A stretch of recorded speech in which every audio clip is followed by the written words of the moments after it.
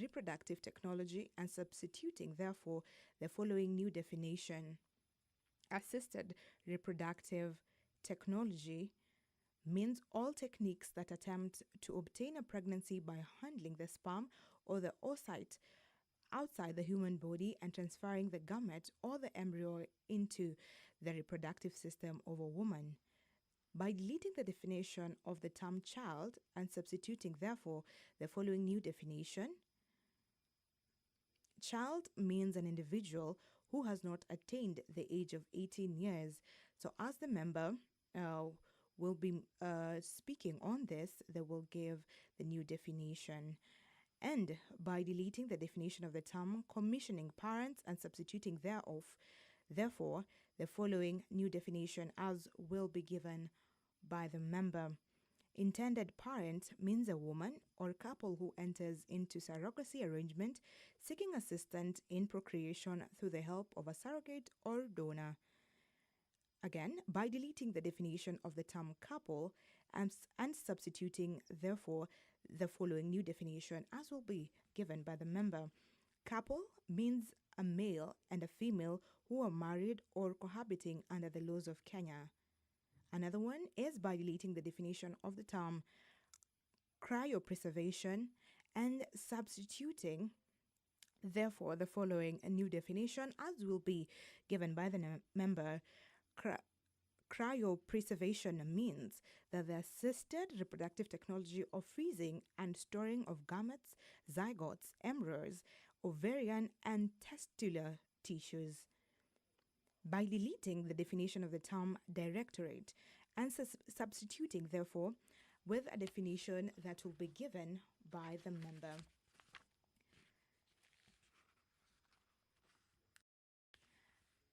By deleting the definition of the term donation and substituting by a new definition, donation means a process in assisted reproductive technology of voluntarily.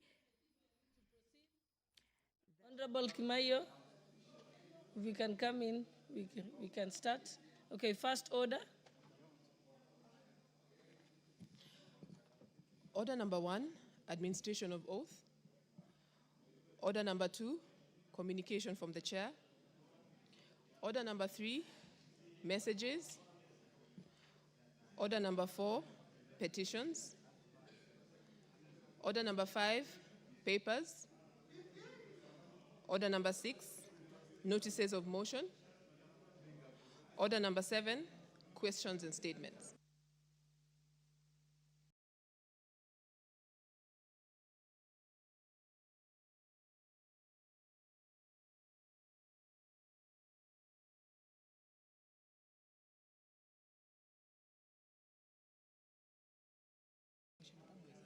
Okay, honorable members, we had a request for a statement to be made by Honorable Naomi Wako. She's not present, so let's go to the one, we'll hold that in abeyance as we wait for her. Then there is the one of by Honorable Khair Qasim. Mheshimiwa Qasim, Mheshimiwa Qasim, you're ready with your statement? Yes. You may proceed. Thank you, Madam Speaker. Honorable Speaker, pursuant to provisions of Standing Order 442C, I rise to request a statement from the chairperson of the Departmental Committee on Communication, Information and Innovation regarding the absence of communication network in Luli's location, Banisa Sub-County, Mandera County. Honorable Speaker, Luli's location comprises several major settlements including Andarak, Hardawa, Domal, Awaliatani, Ardamachi, Soroba, Kabil, Buke, Ogonicho, and Shobtoi. According to the 2019 national census, this area is home to more than 50,000 residents and also hosts over 10 primary schools, 2 secondary schools, and more than 3 dispensaries serving in the local population. In today's digital era, access to reliable communication services is a fundamental necessity that underpins security, governance, education, commerce, and social cohesion. The absence of mobile network coverage in the area has had far-reaching negative implications on education, healthcare, emergency response, security coordination, and socio-economic development. Honorable Speaker, The continued exclusion of Luli's location from network coverage has subjected residents to marginalization and digital exclusion, thereby negating principles of equity, inclusivity, and the right to information.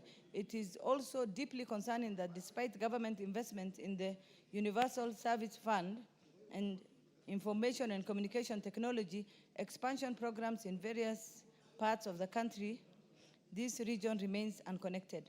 Honorable Speaker, it is against this background that I seek a statement from the chairperson of the Departmental Committee on Communication, Information and Innovation on the following.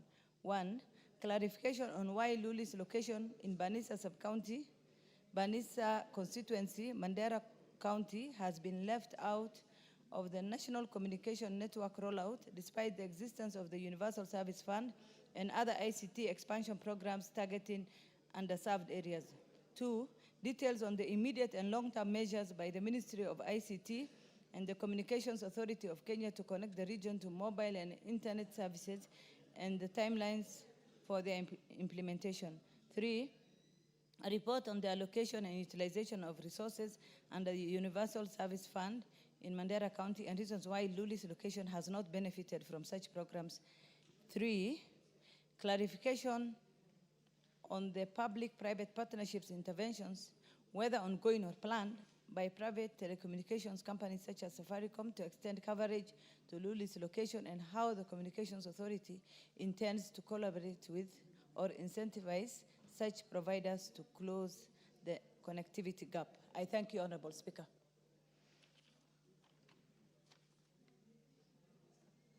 Is there, I cannot see the chairperson for the Communication and Information and Innovation Committee.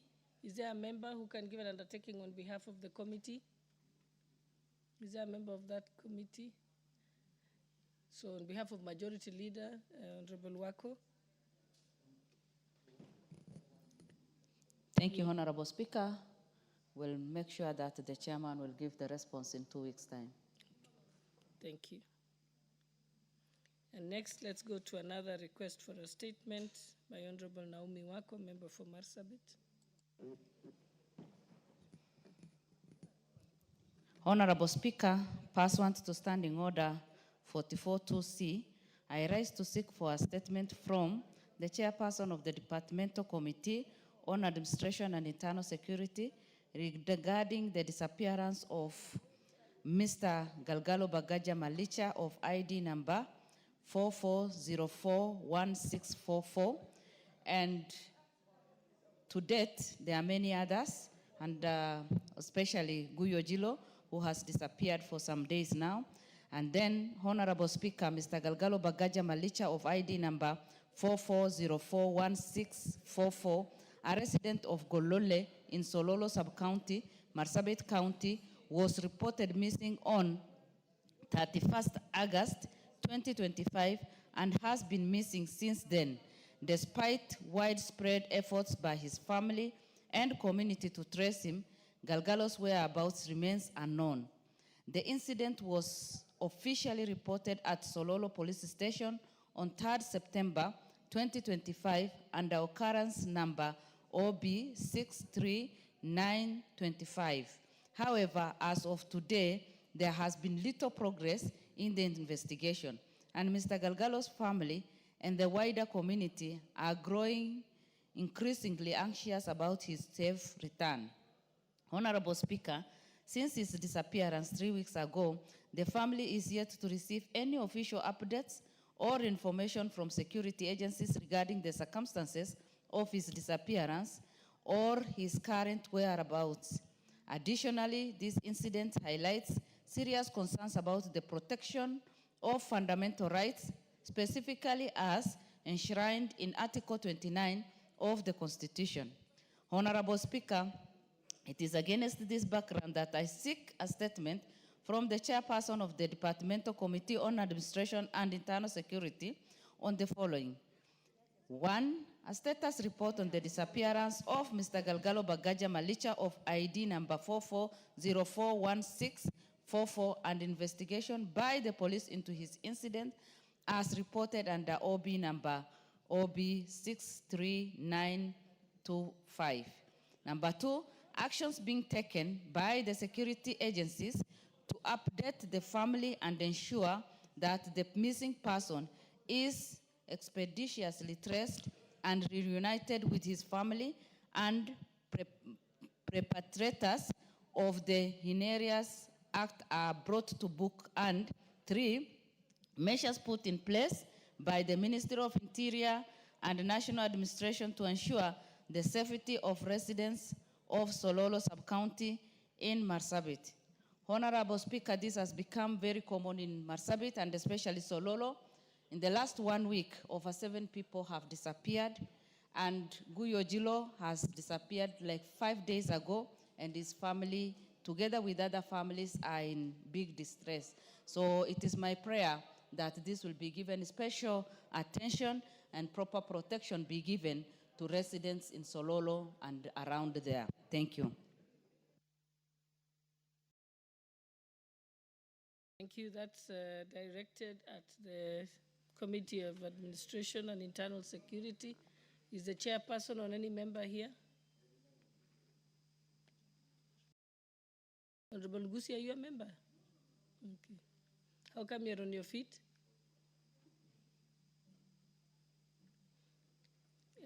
There's no member, so Honorable Wako. We'll take note of that, and within the next 2 weeks, we should be given the response. Thank you.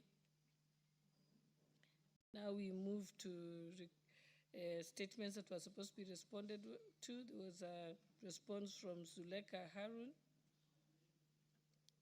nominated member. She's not here. But if the owner of the statement is not here, we'll pass. So we'll move on. We also have, the next one is a response to the question by Honorable Naiburi, MP for Turkana North. Ekwom, he's not also here.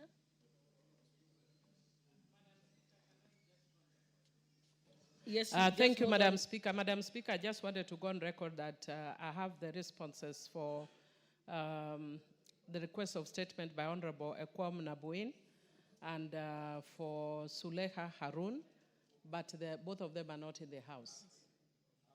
Oh, okay, sorry. I had a notice the member for Turkana is in.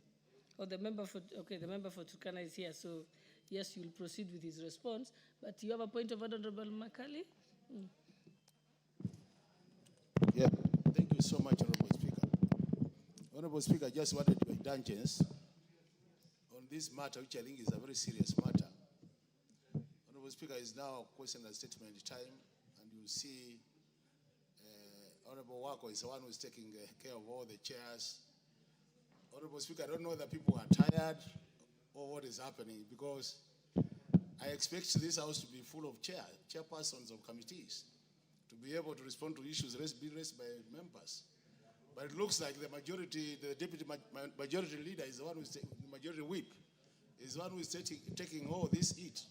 I think it's unfair to members. Honorable Speaker, being the head of this House, I think you really need to put our House in order. It doesn't look very good to the public that people are asking important questions which really touch on public interest, and then we only get answers. And it's both sides. You can see the majority side, you can see the minority side. And thank you so much, Honorable Mili and Honorable Wako, for being here. If you are not here today, I would be surprised. What would have been happening? So really, Honorable Speaker, I think this is a matter. At that high level, we need to discuss this matter. It's becoming a matter of concern. Thank you, Honorable Speaker. Thank you. We'll take it up with the liaison committee, the committee of chairpersons. Yes, Honorable Mili, you may now proceed to give the response. Thank you, Madam Speaker. Madam Speaker, I think the challenge is with the chairs, but the members are in the House. Many of them have come in and some are at the tea places. Madam Speaker, I want to respond to a request for a statement by Honorable Ekwom Nabuin, MP for Turkana North constituency, on the Todonyang massacre. Honorable Speaker, further to the earlier response tabled before this House regarding the statement sought by the member for Turkana North constituency, Honorable Ekwom Nabuin MP, and the Todonyang massacre, the committee sought additional information from the Ministry of Foreign and Diaspora Affairs in relation to the incident and Kenya's engagement with the government of Ethiopia. The committee specifically organized a meeting in which honorable member and the Cabinet Secretary for Defense appeared and deliberated on the matter and reached an amicable way forward. Further, the committee sought clarification from the Cabinet Secretary for Foreign and Diaspora Affairs on the following. 1, the specific diplomatic action taken by the ministry in response to the Todonyang incident, including whether a formal protest has been lodged with the government of Ethiopia regarding the violation of Kenya's territorial integrity and the killing of its citizens. 2, details of any ongoing or concluded diplomatic engagements aimed at addressing the security situation along the Kenya-Ethiopia border and preventing recurrence. And 3, progress made in securing accountability for the perpetrators and in obtaining assurances from the government of Ethiopia on the safety of Kenyan citizens in the affected areas. Honorable Speaker, the diplomatic engagements and actions undertaken in response to the massacre, the Ministry of Foreign and Diaspora Affairs stated that they initiated a series of consultations between Kenyan and Ethiopian authorities. These engagements involved Cabinet Secretary for Interior, and Ethiopia Ministry of Peace, leading to the establishment of a joint operations team on 24th February 2025 to strengthen intelligence sharing, coordinate search and rescue missions, and improve cross-border security management. The ministry noted that it facilitated community-level dialogues involving elders, local leaders, and religious institutions from both sides. Bilateral discussions were later convened in Lodwar, Turkana County in March 2025, where the two governments emphasized reconciliation and community-driven peace building. At the security level, the ministry stated that the joint patrols between Kenyan and Ethiopian security forces were initiated to monitor hotspots and restore confidence among residents. On the humanitarian front, the ministry coordinated access for Kenyan officials into affected areas to support recovery and repatriation efforts. As of 7th of March 2025, 3 bodies had been recovered, 66 survivors rescued, and 38 persons remained unaccounted for.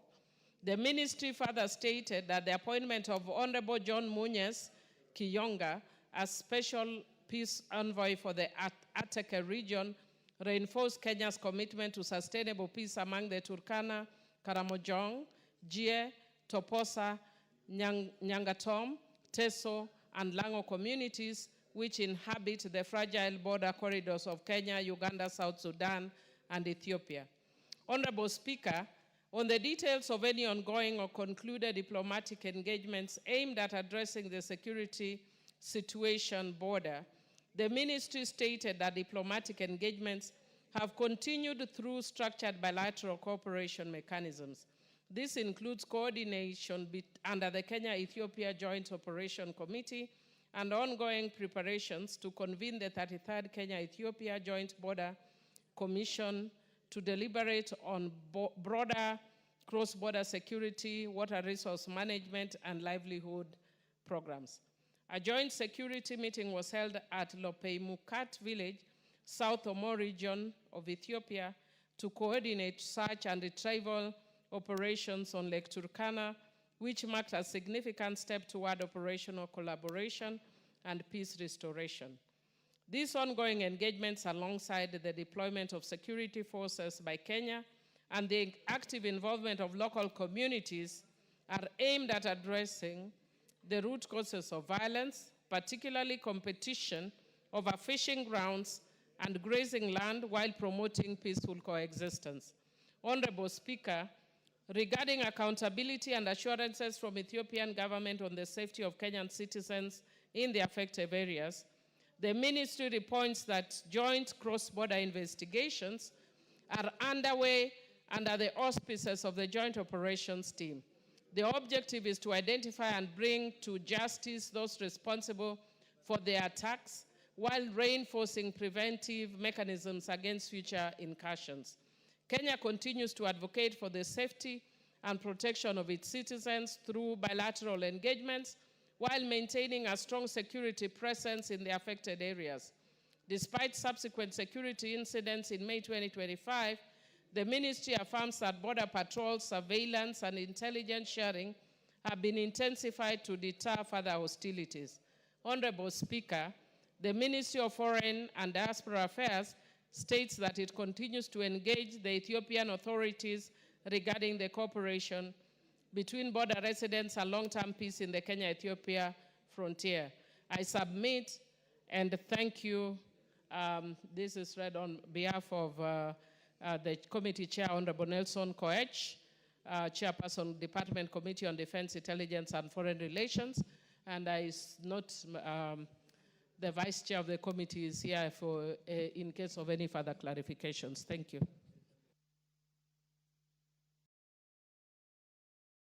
Thank you, honorable members. Our next order was to be order number 8, but I will exercise my discretion under standing order 40 to reorder the order paper, as we cannot put the question on order number 8.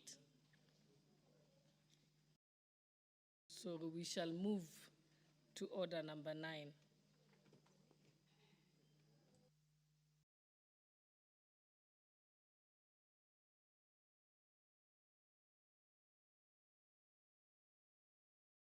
Honorable Nabuin, member for Turkana North, I'm told you wanted to make a comment? Yes. Before we move to the next order? Thank you, Madam Speaker. I was expecting to be given a chance to make a comment on this. Usually you have to request it. Oh, okay. And you haven't put your card, so... Thank you, Madam Speaker. I thought you were satisfied. Madam Speaker, I am satisfied with the engagement with the committee and the response therein. Madam Speaker, I also want to confirm that the last 2 weeks, we, together with the Special Envoy, Honorable John Munyes, we were able to engage the Ethiopian authorities at a higher level in Addis and also at the regional level. So, Madam Speaker, the happenings now are good. And our communities, both communities across the border, together with the Turkana community, are engaging. There are peace committees that have already been formed. But Madam Speaker, in a meeting with the ministry, the CS and the PS and the team from the KDF, we agreed that Liwan KDF camp is set up like immediately. And then we should have a liaison officer across the border, because that is what we are missing, Madam Speaker. Once we have a liaison officer from the KDF, we'll be able to engage with the Ethiopian army, because a lot of activities are happening there and our people are harassed. And we feel if we have a liaison officer, he will be able to support in engaging the team from the other side. Thank you, Madam Speaker.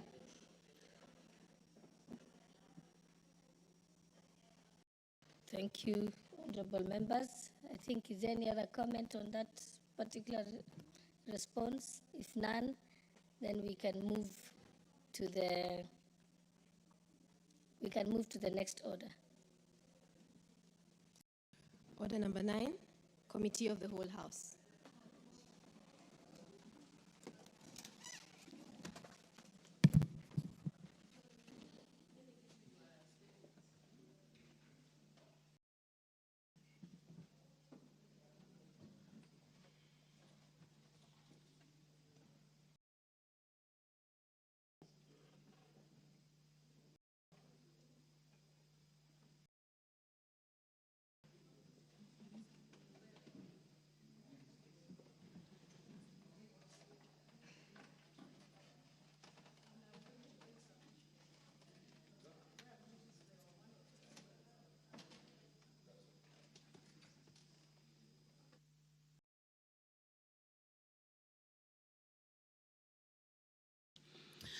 Order, honorable members.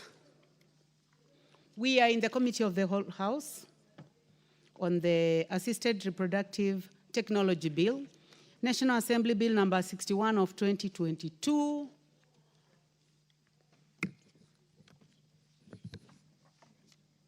We are going to resume from clause 5. Clause 5.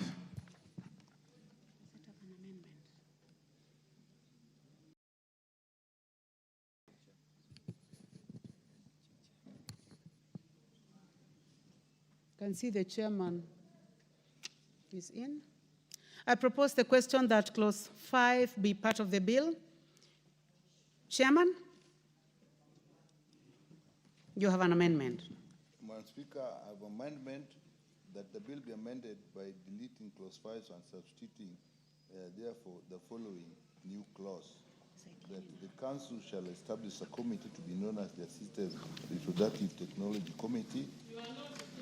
You are not audible, Chair. Thank you, Madam Speaker. I propose that the bill be amended by deleting clause 5 and substituting, therefore, the following new clause 5. 5.1, the council shall establish a committee to be known as the Assisted Reproductive Technology Committee. The committee shall conduct the business and affairs in accordance with the provisions of the schedule.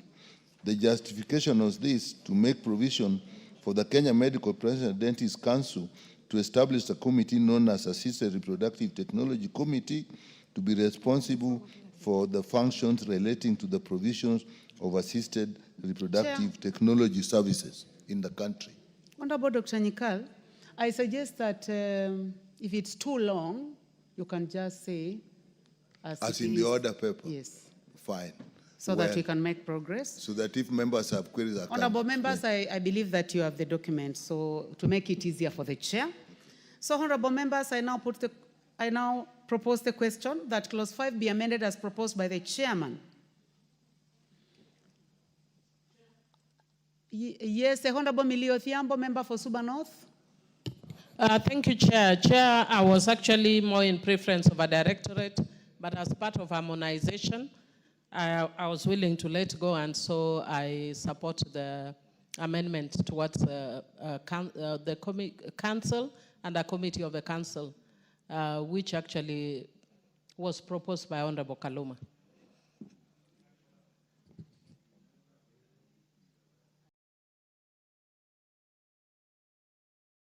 Thank you, Honorable Millie. I don't know, Honorable Naomi Wako, do you have interest in this? Thank you. Honorable members, I now propose the question that clause 5 be amended as proposed by the chairman. Will as many as of that opinion say aye? Will as many as of contrary opinion say nay? The ayes have it. We have another amendment, honorable members, by the Honorable Peter Kaluma, MP.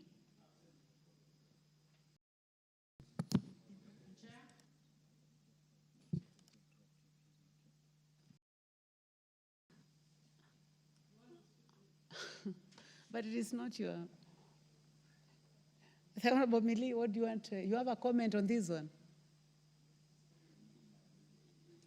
Because the fact that Honorable Kaluma is not here. Yeah, just to inform the House that Honorable Kaluma is not in, but most of the amendments we had agreed as part of the harmonization process. I think there may be about 3 that we didn't agree on, and the chair will alert the House which ones those were. But Honorable Kaluma, again, is not here. But it's fair that I alert the House. But this one was not, I think the committee proposal carried the day. In fact, the council was proposed by Honorable Kaluma. So it's actually his amendment that has carried the day. So, Chair, we'd like to add something? I'd like to add. Basically, the issue here was the bill was creating a directorate, but it was agreed that that will be a whole new structure. So we say we have a council within the Medical Professional Dentists Council. So a lot of other coming will be relating to that, and we have agreed we have a council instead of a directorate. So the amendments are just aligning with that. Thank you. Thank you, Chairman.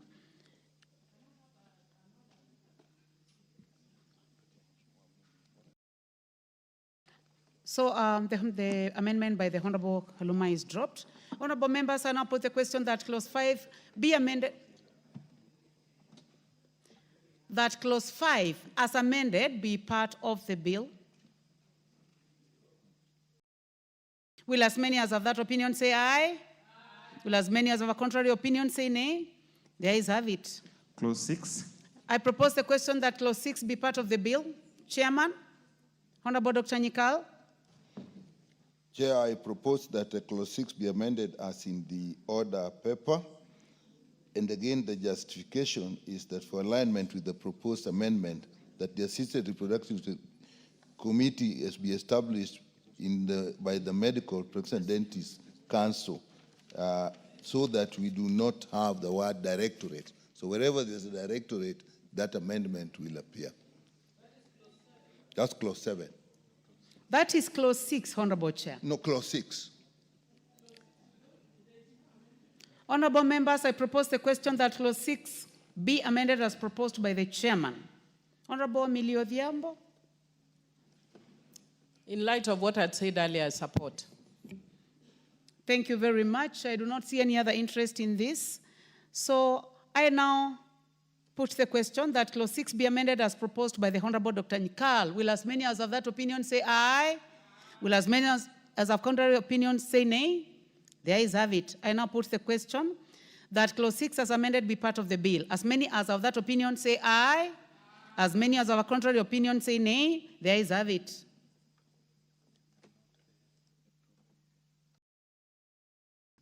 I hereby drop the amendment by the Honorable Peter Kaluma. Clause 7. I propose the question that clause 7 be part of the bill.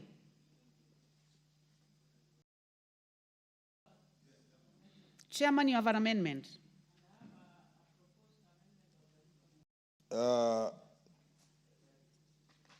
Madam Chair, the proposed that clause 7 be amended as in the order paper. Basically what it's doing is replacing the word national government with the cabinet secretary.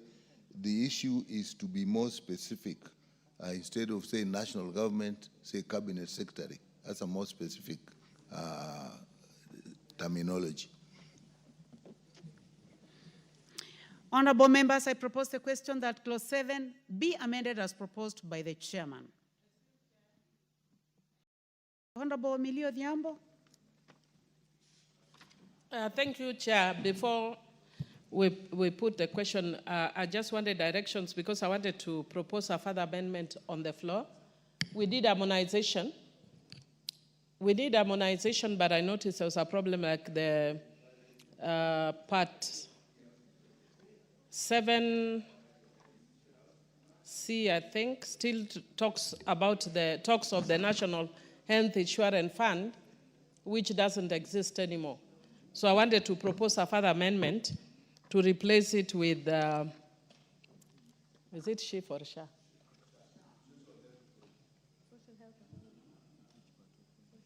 National Health Insurance Fund is replaced by SHA or by SHIF? Social Health Insurance Fund or by Social Health? Okay. So, Chair, I'm proposing, I don't know whether we dispose of Honorable Nyikal's, because I'm allowed to move on the floor and then I write. I've done that in the past. I would like to establish whether the amendment that you are bringing now is related to the amendment that has been prosecuted by the Honorable Dr. Nyikal. It's in the same clause, but not related. The one Honorable Nyikal is raising is in the main part, the national government, and is replacing with the cabinet. But I'm talking to subclause C. So that's why I'm seeking direction, whether we dispose of his first, and then I propose a further amendment to subclause C to replace national health, or whether we recommit. So you'll advise which is easier, whether we recommit or whether I propose amendment on the floor. It's a very simple amendment because national health insurance doesn't exist anymore.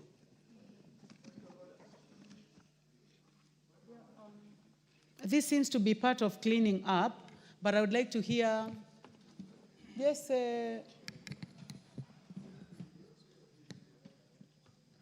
Colonel Russell.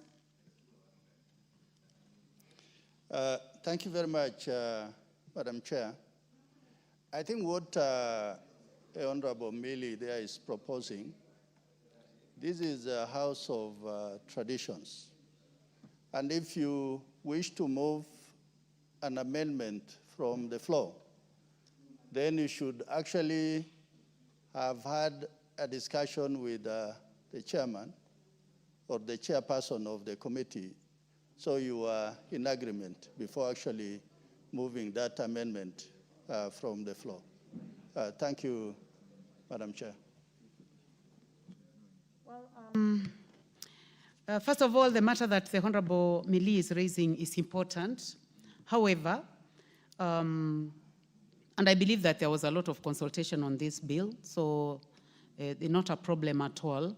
But our standing order number 152.3 specifically, it gives the Speaker authority, and I would like just to read, at any time before the certification of the bill, the Speaker may correct formal errors or oversights, and this matter can be handled at that stage where NHIF will be replaced with SHIF. So, honorable members, I suggest that we make progress.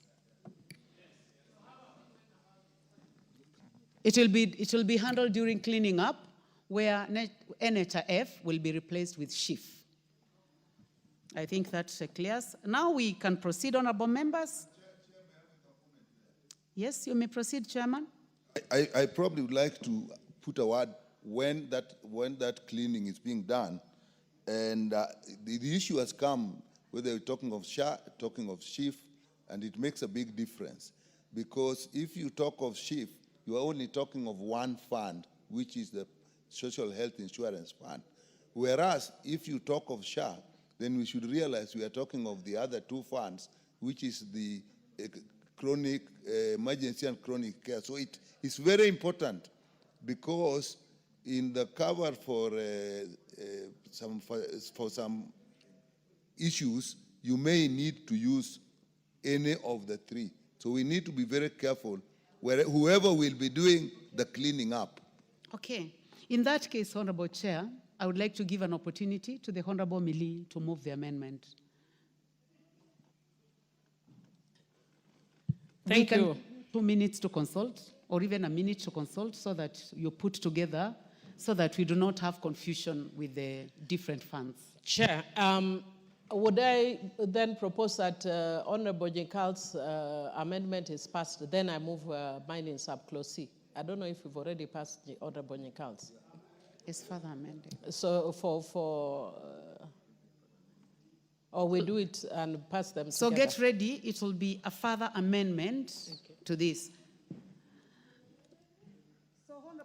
Members, I now put the question that clause 7 be amended as proposed by the Honorable Nyikal. As many as of that opinion say aye. As many as of a contrary opinion say nay. The ayes have it. Now I give an opportunity to the Honorable Millie to make the further amendment. Thank you, Madam Speaker. Madam Speaker, I propose a further amendment that clause 7 be further amendment in subclause C by replacing the words National Health Insurance Fund with the SHA. Is it SHA? Yeah, Social Health Authority, SHA. I'm getting the advice from Honorable Nyikal, who is noted. Honorable members, I now propose the question that clause 7 be amended as proposed by the Honorable Millie Odhiambo. I now put the question that clause 7 be amended as proposed by the Honorable Millie Odhiambo. As many as of that opinion say aye. As many as of a contrary opinion say nay. The ayes have it. I now. We also had an amendment from the Honorable Kaluma.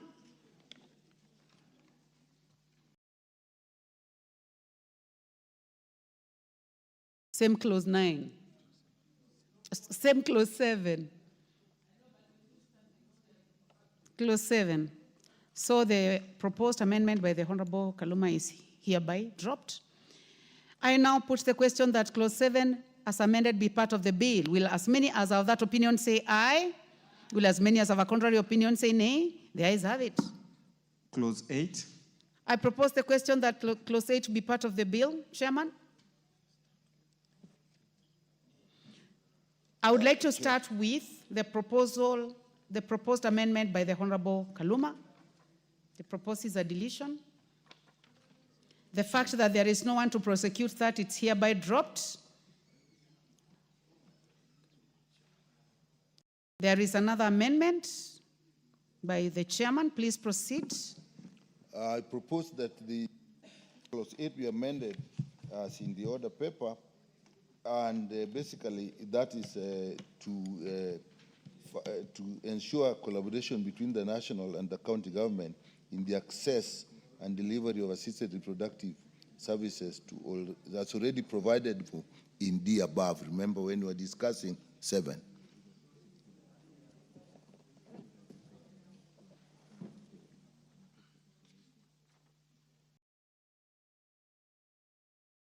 Honorable members, since the proposals by the Honorable Kaluma are appearing in so many clauses, and the fact that the Honorable Kaluma is not in the House, and that there is no one to prosecute the amendments on his behalf, and the fact that he participated in the winnowing process, I would like to drop all amendments by the Honorable Kaluma instead of calling them out in every clause.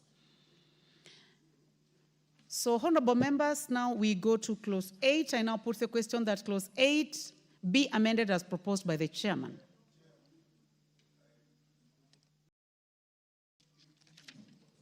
If you allow, I may want to have a consultation with that on what you have just said of dropping all Honorable Kaluma's assessment with Honorable Millie, then we proceed. Just 2 minutes or 1.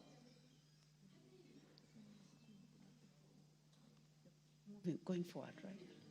It's going forward. It's going forward. Beyond clause 8.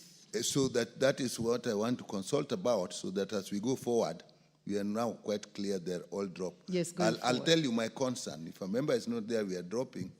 We do not know how later on he'll behave towards the whole bill, even the act when it is passed. That's why I want this consultation. Who do you want to consult? Honorable Millie. Okay. Can we give you a minute to do that?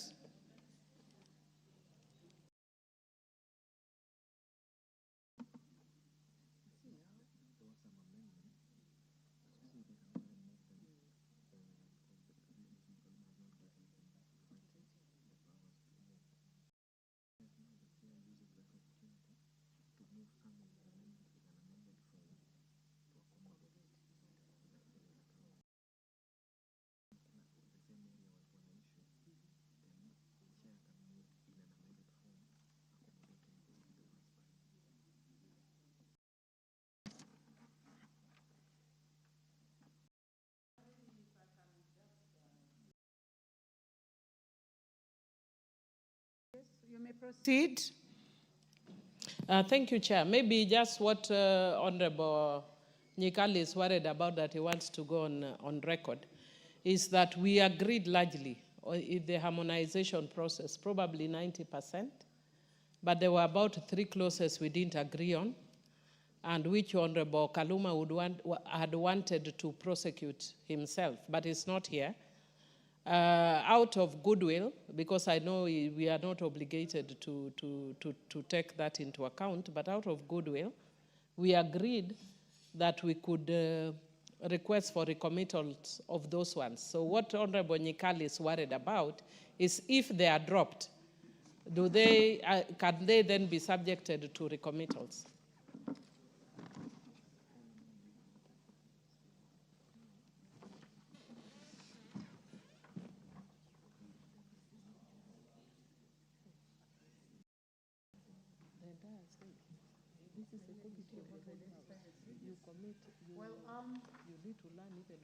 Honorable Millie Odhiambo, are you able to identify the 3 together with the chair? And also the fact that the Honorable Kaluma has not given you any document in writing indicating that you are going to move on his behalf. I can give an opportunity to the chair when it comes to those specific amendments which you have already agreed, you can move the amendment and then move in an amended form to take care of Honorable Kaluma's amendments. Yes? Honorable Mili? I think we're just being magnanimous, Chair. The committee and myself do not agree with Honorable Kaluma on those amendments. So he wanted to prosecute his disagreement, which we have graciously agreed to allow him to prosecute, even though we disagree with him. So if we move, it would imply that we are supporting, which we don't. The committee doesn't support, I don't support. But we wanted to be gracious enough to allow him to move his opposition. So our concern is that because we have agreed, gentlemen, we have had a gentle-lady agreement to recommit so that he can come and persuade members on those 3 items. Would it be okay, Chair, if we just moved all of them and when we came to those 3, we notify the House so that he will be allowed later to recommit?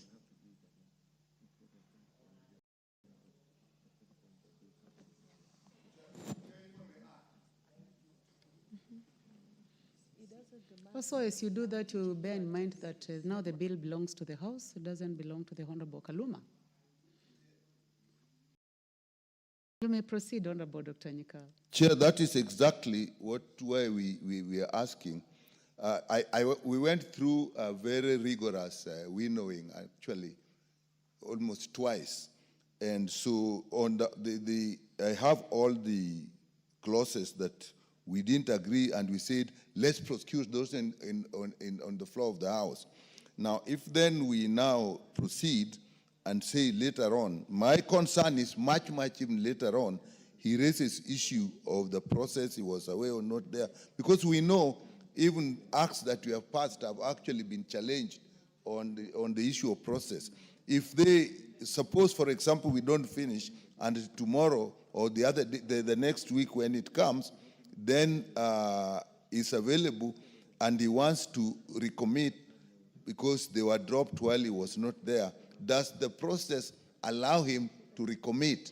Because I would like that, because in that case, we can say you even give an opportunity to the last minute, even to recommit. So you can now, not later on when we have passed the law. And Madam Chair, why I'm saying that, I know about this law, and I know that even during implementation, people may still raise issues. So I'm looking forward, and as far as Honorable Kaluma is concerned, I would like him to have maximum opportunity, be on the floor, put his case, and either win it or lose it on the floor, than just saying, I wasn't there. That's the request we are asking, in terms of process and procedure. Yeah, honorable members, recommitting these bills will be opening these clauses to now fresh deliberation. Those particular clauses. So I am going to advise that based on Standing Order 133.10, that consideration of any part of a clause of a bill may be postponed until such later stage of the proceedings into committee on such bill as the committee may determine. So you may identify these 3 clauses so that we deal with all the other clauses and leave those particular clauses to be handled at a later time. Okay, so we proceed. Clause 8.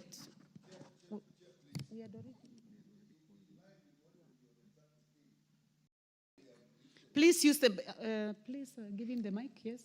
In line with what you have said, I've actually listed all those clauses where we have this, and I would like to present them to you so that when you reach that,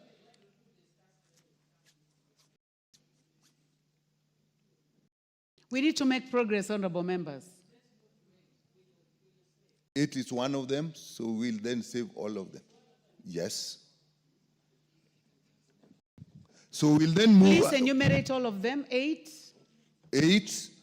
14, 27, 30F, and 52. Actually, 18, 30, and 52.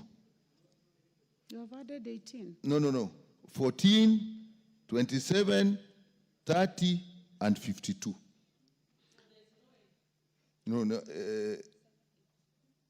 No, 7 we have passed, so that is gone. I don't want to take the house back. So 8, 14, 27, 30, 52. You said 30F. I think there may be another part of 30, so we probably just exclude the whole of 30. Noted.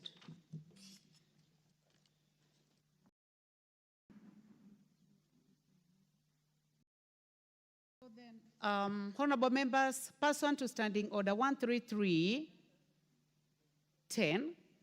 clauses 8, 14, 27, 30, and 52 are hereby postponed until such a later stage of the proceedings in committee on which the clauses will be determined. So, honorable members, we can now proceed. Clause 9.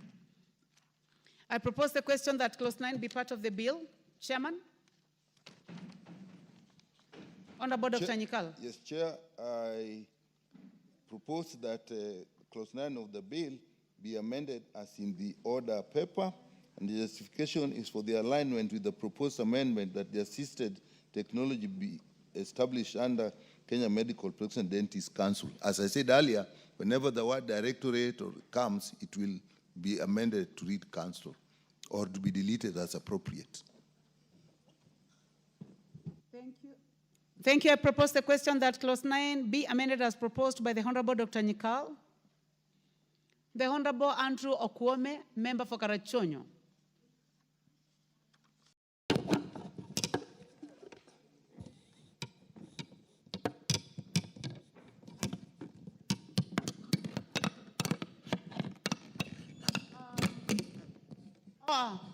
Honorable member for Karachonyo, please use the next mic. What were you trying to do? You are trying to fix it? Yeah, it is You stuck. are trying to fix the microphone for Parliament. Yeah, it is stuck somewhere. Okay, I thank you couldn't very get much. out of that place. But please use that one. The one you're using now is in order. Yeah, I can use this one. Madam Speaker, I didn't ask to be given a chance for comment.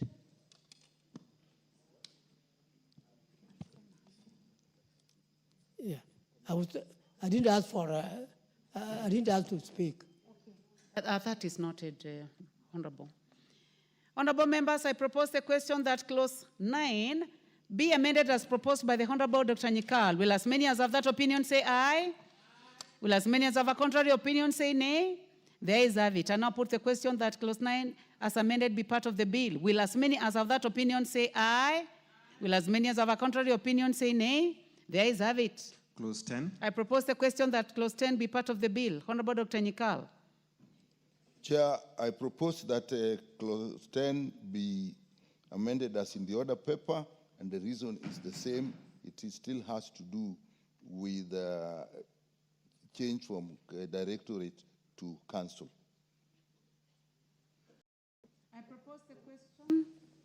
I propose the question that clause 10 be amended as proposed by the Honorable Nyikal. The Honorable Joshua Kimilu, member for Kaiti.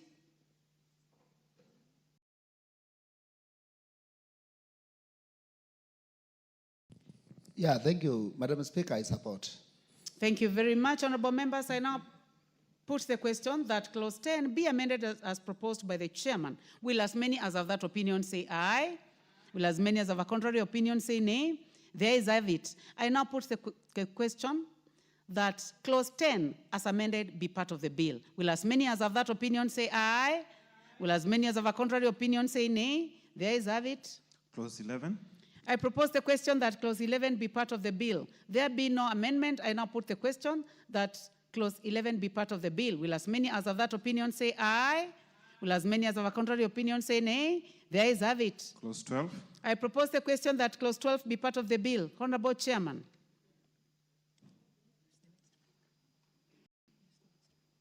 Please use the next mic. Okay. Chair, I propose that clause 12 be amended as in the order paper, and the justification is actually for we have consent and we're just adding written informed. We have informed consent and we're just adding written informed consent. So that is just for more accuracy that the consent is actually written, not verbal. Thank you, Chair. Thank you. I propose the question that clause 12 be amended as proposed by the Honorable Dr. Nyikal. Honorable Millie Odhiambo. Thank you, Chair. This is one of the clauses that we agreed on. And Chair, because this is an area that is currently not regulated, if you provide written informed consent, it basically means that no person shall make use of any human reproductive material for purposes of creating an embryo unless the donor of the material has given written informed consent. And this is basically to regulate that sector so that it is not misused, because it's a very delicate area. Thank you. I support. Thank you. I propose the question that clause 12 be amended as proposed by the chairman. Will as many as of that opinion say aye? Aye. Will as many as of a contrary opinion say nay? The ayes have it. I now put the question that clause 12 as amended be part of the bill. Will as many as of that opinion say aye? Will as many as of a contrary opinion say nay? The ayes have it. Clause 13. I propose the question that clause 13 be part of the bill. Chairman. Chair, I propose that clause 13 be amended as in the order paper. And Chair, it is exactly the same reason. Here, in all these clauses, we need consent, informed consent. We want the informed consent to be in writing. So again, for the same reason. I propose the question that clause 12 be amended as proposed by the chairman.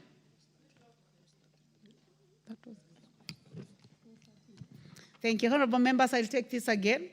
I propose the question that clause 13 be amended as proposed by the Honorable Nyikal. Yes, Honorable Millie, member for Suba. Again, Chair, I want to support, except that now, of course, this one, it talks to the removal of a human reproductive material from a body of a donor after their death. That cannot happen unless a person gave informed written consent, so that you don't misuse, it's sort of like organ donation, has to be with written informed consent. I propose the question that 13 be amended as proposed by the chairman. Will as many as of that opinion say aye? Will as many as of a contrary opinion say nay? The ayes have it.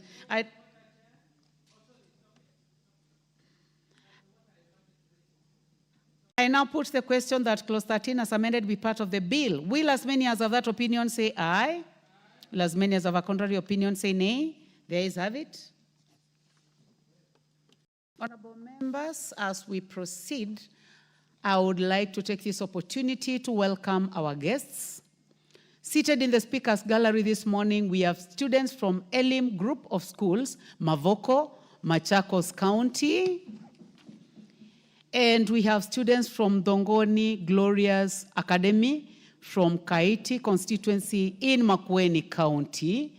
You are welcome to the National Assembly to observe proceedings of the House. And I would like to give this opportunity to the member for Kaiti, the Honorable Joshua, so that you may invite all students. You may be seated. Thank you, Madam Speaker. Madam Speaker, I want to take opportunity to welcome the students in the Parliament. And I want to tell them one time we were seated there and we were trying to follow what the proceeding of the Parliament, and today we are here as members of Parliament. So I want to encourage them and to tell them to focus. And one time they will be here as members of parliament or in other field doing a good job. Thank you, Madam Speaker. Thank you very much, Member for Kaiti. Honorable members, as we have agreed, we now skip clause 14. Clause 15. I propose the question that clause 15 be part of the bill. Honorable Dr. Nyikal, Chair. I propose that we amend clause 15 as in the order paper. And Madam Chair, this is just purely for, that is just for wording. And clause 15 initially was indicating a person shall not undertake assisted reproductive technology for purely speculative and commercial purposes. The word purely is superfluous there. It should just be for speculative and commercial purpose, so we are deleting the word purely. I propose the question that clause 15 be amended as proposed by the chairman.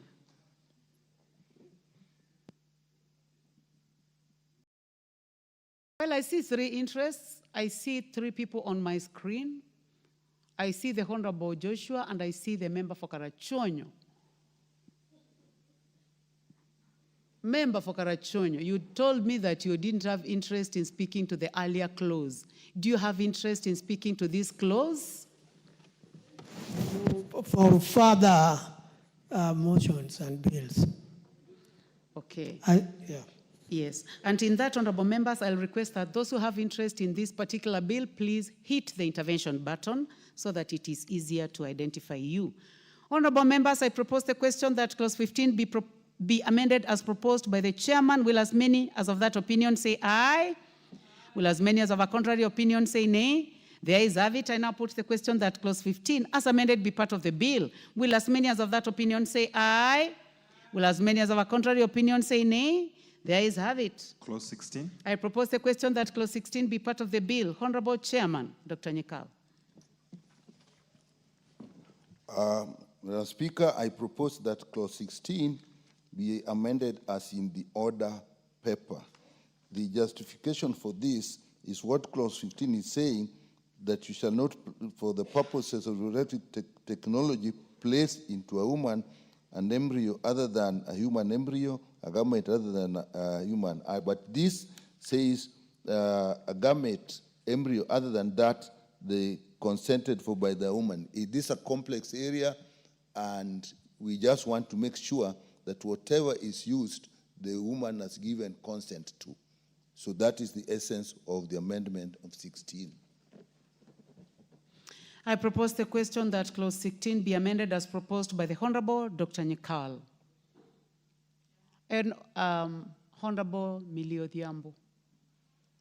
Thank you, Chair. Chair, let me also just take this opportunity to welcome the students who are here, and especially to encourage the young girls.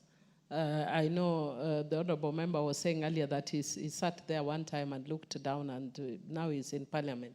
But when I came in and sat there many years ago, there were no women. At least now we can see women. There were, I think, 1 or 2 women. Now we see women, and we are hoping that the time they will be here, more than half the House will be women. Let the imbalance be on the men for once.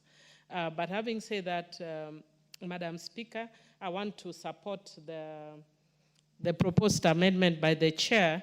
And Madam Speaker, because the area of assisted reproduction is a very new area, there's a lot of abuse that goes on. There's a case that was reported where a doctor who was an assisted reproduction technology expert, instead of using the gametes that were supplied, was using his own gametes. And it ended up that you have more than 100 siblings who didn't know and could actually end up marrying each other, brother and sister. So because of that, I agree with the chair that a gamete or embryo cannot be put inside a woman unless it's of that which is consented to by the woman. So even if it's the doctors, if you go against what the law provides, it's a crime. And I support the chair. Thank you, Honorable Millie. Honorable members, I now propose the question that clause 16 be amended as proposed by the chairman. Will as many as of that opinion say aye? Will as many as of a contrary opinion say nay? The ayes have it. I now put the question that clause 16 as amended be part of the bill. Will as many as have that opinion say aye? Will as many as have a contrary opinion say nay? The ayes have it. Clause 17. I propose the question that clause 17 be part of the bill. Chairman.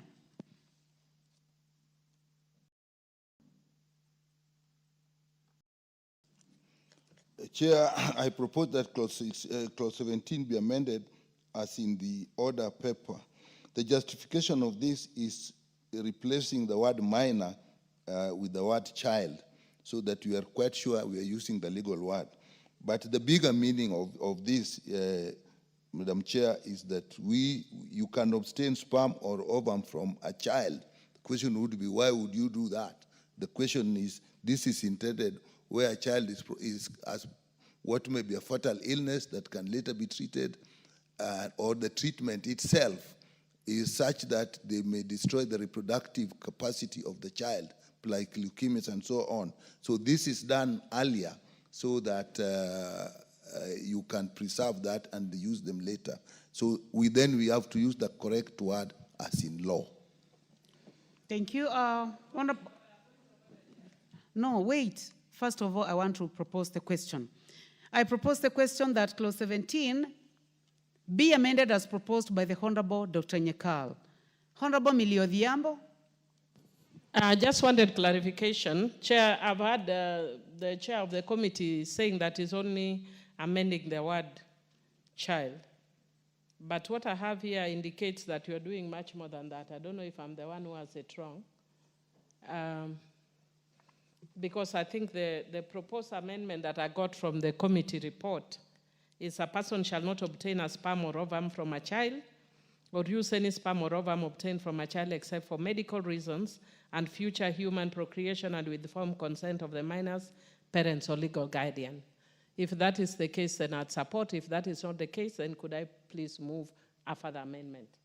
Because that's what we agreed with the Committee on Harmonization, and it's to protect a child, especially children who may be going, as he has said, through medical conditions like leukemia or other cancers that may affect their future abilities to have children, and therefore you need to freeze their eggs or sperms for future procreation. So maybe if the Chairman, chair can please clarify. make the clarification and be brief. Honorable members, remember we debated on this bill for a very long time, so we can just make sure that we are on point. Are you amending the word child alone, or it is beyond that word? It is beyond. As it has been explained by the Honorable Millie Odhiambo. It is beyond, and in the context that you said, that's why I earlier said you may harvest the ovum or sperm from a child for later use by the same child. If they are sick and the cost of treatment will reduce them infertile, then we can save this for later on when they have recovered, and now they can be used by the same child with the child's consent or the guardian's consent. We concur completely. And listening to the two of you, I think that you agree. So, honorable members, I now put the question that clause 17 be amended as proposed by the Honorable Dr. Nyekal. Will as many as of that opinion say aye? Will as many as of a contrary opinion say nay? The ayes have it. I now put the question that clause 17 as amended be part of the bill. Will as many as of that opinion say aye? Will as many as of a contrary opinion say nay? The ayes have it. Clause 18. I propose the question that clause 18 be part of the bill. Honorable Dr. Nyekal. I don't, okay, yeah. I have an amendment on clause 18, and that the clause 18 of the bill be amended as in the order paper. This is again to protect the use of embryos, so that the embryos that can be used are only human embryos consented to, because in this technical area, it is possible when you are using embryos, even to use embryos other than human. So this is protecting, so that is protective, so that we only use a human embryo, and that is the gist of the amendment. Thank you. Honorable members, I now propose the question that clause 18 be amended as proposed by the chairman. Honorable Millie Odhiambo. Thank you, Chair. I know it's in my interest and in the interest of the House that we move very quickly.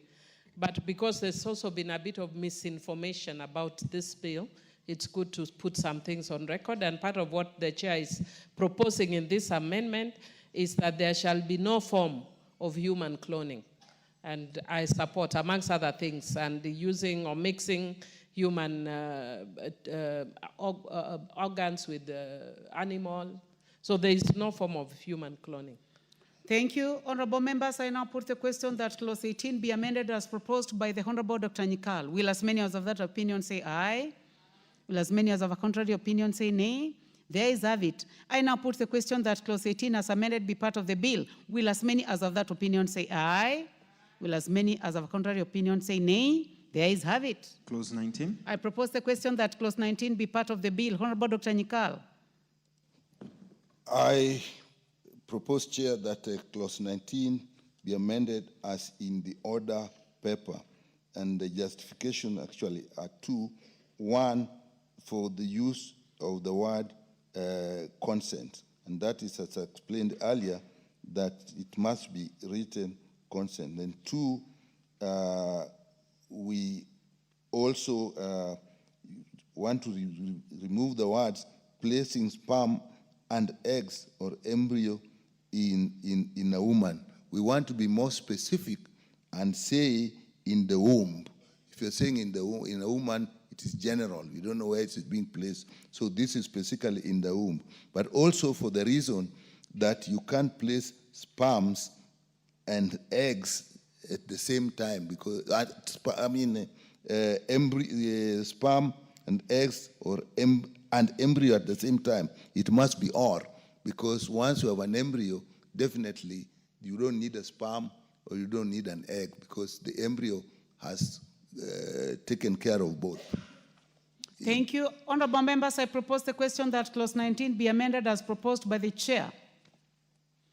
There be no interest. I now put the question that clause 19 be amended as proposed by the chair. Will as many as of that opinion say aye? Will as many as of a contrary opinion say nay? There is have it. I now put the question that clause 19 as amended be part of the bill. Will as many as of that opinion say aye? Will as many as of a contrary opinion say nay? There is have it. Clause 20. I propose the question that clause 20 be part of the bill. Honorable Dr. Nikal. This is deleting, just changing the marginal note and replacing the word with posthumous reproduction. And as we probably as we had indicated earlier, it is possible that when people are sick and they are likely to die, you can actually take their sperms or eggs and use them later if they do die. So that is called posthumous reproduction. Then these are frozen. Therefore, we want the words to be quite clear, and posthumous reproduction is the correct word, not what is in the note, the side note now. Can I call first before we do point of order? Actually, Chairman, you still have more to move because we called the whole clause 20. Would you like to prosecute all amendments now? Maybe that is the same matter that the Honorable Millie Odhiambo wants to raise.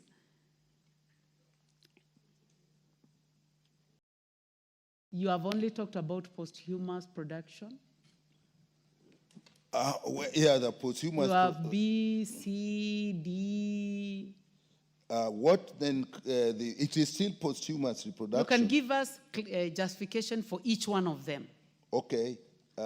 Make it brief. For the side word, we have said the renumbering, obviously, then that is remembering.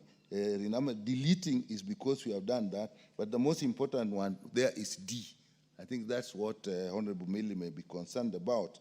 When you do this posthumous reproduction, then the question comes that if you use an embryo, the ovum of a woman or an embryo, and how you place this must be in consent with what the woman wanted in terms of parentage.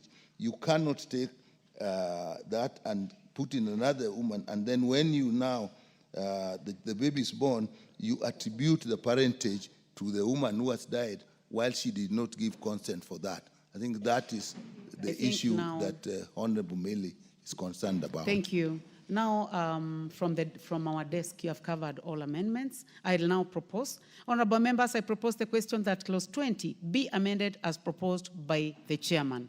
Honorable Millie Odhiambo. Thank you, Chair. In fact, in light with what the Honorable Chair has said, I wanted to propose a further amendment to delete the word "and" between subclause 2, which provides where the ovum of a woman or an embryo, the creation of which resulted from the ovum of that woman, was used after the death of that woman shall not be treated as the mother of the child born out of the ovum or the embryo unless the father was, the father was married to the woman at the time of the death of the woman, and then there is the word "and." The woman had given informed consent in writing. When you have the word "and," the implication is that, let's say I'm married now, and we decide to go through assisted reproduction technology with my husband. And unfortunately, my husband dies. No, actually, it's where the woman dies. Where the woman dies, then the child shall not be considered as mine unless I wrote or I gave a written consent to my husband. It doesn't make sense. Where people are married, there is no reason for written consent unless it's posthumous. Not posthumous. Where they are married, even posthumous does not apply.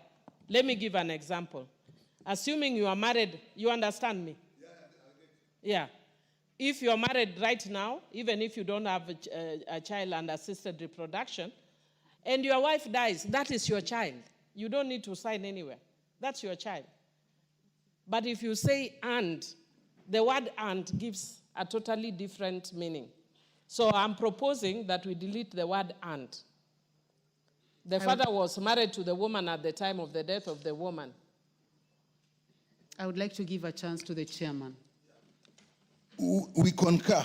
Basically, if you put the word "and," then the two conditions is A and B must be met together. Whereas if you delete "and," then A stands on its own. The father was married to the woman at the time of death of the woman. So there's no need for consent there. And then B, the woman had given consent. This may be in the case where a woman was actually probably not married and she had agreed to this. So there you would have needed her consent. Yeah. So the two conditions in A and B need not be tied.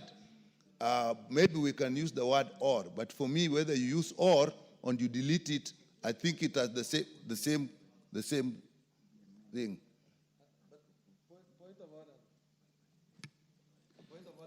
Yes, Honorable Ole Sunkuli.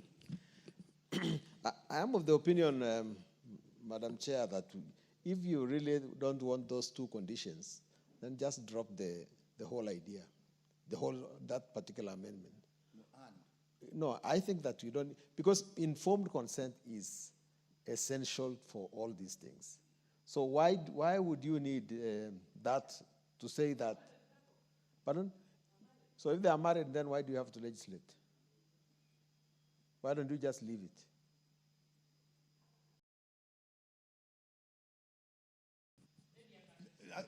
In fact, it's so sensitive. Yeah. But I would like to hear the final word from the chair. Why you need to is you may be dealing with a married woman. So if you're dealing with a married woman, then A applies. So nobody can raise an issue. Honorable Ole Sunkuli. If they're married... I was thinking that you'll stay around the Honorable Dr. Nyikal so that you can be more We've useful to the discussed House. this even with him before. So that you can be more useful to the House. Or So, B, okay. so B, it will apply actually when the woman is not married. Therefore, you need a written consent. But where they are married, you don't need. But still, people can raise an issue because what we are dealing with here, the woman gave her ovum. It was used when alive, but then she died. This ovum was then put in another woman later on. Now, if that woman that is married to later on is now married to the man, then there is absolutely no issue because there is a link between the baby and the man. Now, if they is not married, then the two people or the person involved with the woman, if the other woman is married or not, now there's no link whatsoever. So therefore, you needed to have given the consent in writing earlier, which means that it is in consultation. You can't just say, okay, there are some women, there's an ovum bank, and this ovum bank, there are women who have died, so somebody then says, I can take that ovum and use it, and now I can get pregnant. Now, when I get pregnant, then at the end of it, I turn around and say, no, that ovum belonged to that woman, so that this child now belongs to that woman who has died. Honorable Sunkuli, what we are saying is somebody who was mischievous, they've used the ovum of the dead woman seeking to have the child. Now, when the child is born, they now want to abandon the child and say the child actually belongs to the dead woman. Now, if there was no consent from the woman, then that is not true. She must take responsibility for this child, because otherwise this child will remain parentless, nobody to link to it. That is the essence of splitting the two. Honorable Mili, I would like to ask you to approach the table as we give a chance to the... Madam Chair, then in that case, if we want those two conditions to exist, then why don't you delete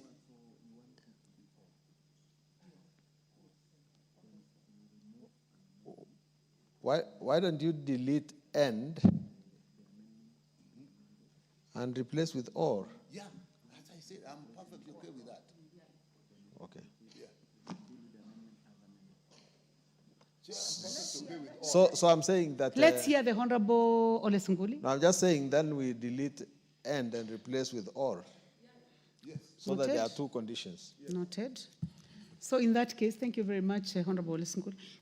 I'll give a chance to the Honorable Mili to move a further amendment to the amendments by the chairman. Thank you, Chair. Chair, I wish to move a further amendment to the amendment by the Chair in Clause 20, Subclause 2, A and B, by deleting the word and which comes after Subclause 2A and replacing with the word or. Thank you. I propose the question that the Chair's amendment be further amended as proposed by the Honorable Mili Odhiambo. Will as many as have that opinion say aye? Will as many as have a contrary opinion say nay? The ayes have it. I now put the question that Clause 20 as amended be part of the bill. Will as many as have that opinion say aye? Will as many as have a contrary opinion say nay? The ayes have it. Clause 21. I propose the question that Clause 21 be part of the bill, Chairman. Chair, I propose that Clause 21 be amended as in the order paper, and in A, again, as I said earlier, it's just the word directorate being replaced by council because of the earlier amendment, and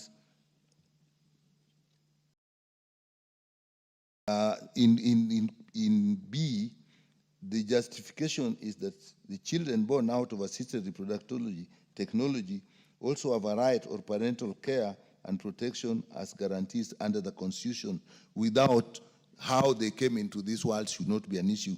That is the essence of the second part of that amendment. Thank you. Thank you, honorable members. I propose the question that clause 21 be amended as proposed by the chairman. Honorable Millie, I see you have interest in this. Yes, Chair, I support the chairman's amendment, which gives better protection to children born of assisted reproduction. I've just noticed, Chair, and you'll guide me on this, that I had wanted to do a further or amendment to the title, which is Part 4, Rights of Parents, Donors, and Children. But I noticed the chair didn't have an amendment there, but I just noticed that we are focusing on, we've been through this a lot, but every day something new comes up. We have not focused a lot on the rights of the surrogates. So I just wanted to put something on surrogates, but that would require that we change the title. Wait, at this point?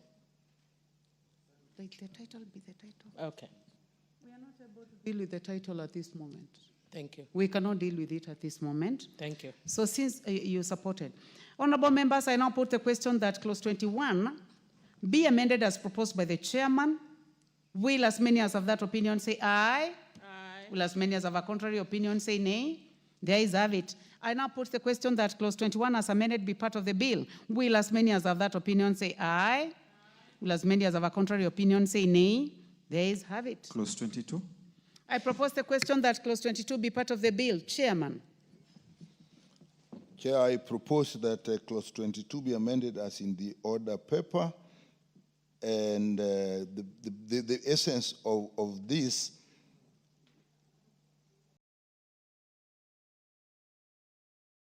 is that basically all the services that are given are actually on medical grounds.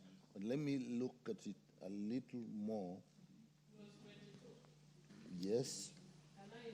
The national county government put in place.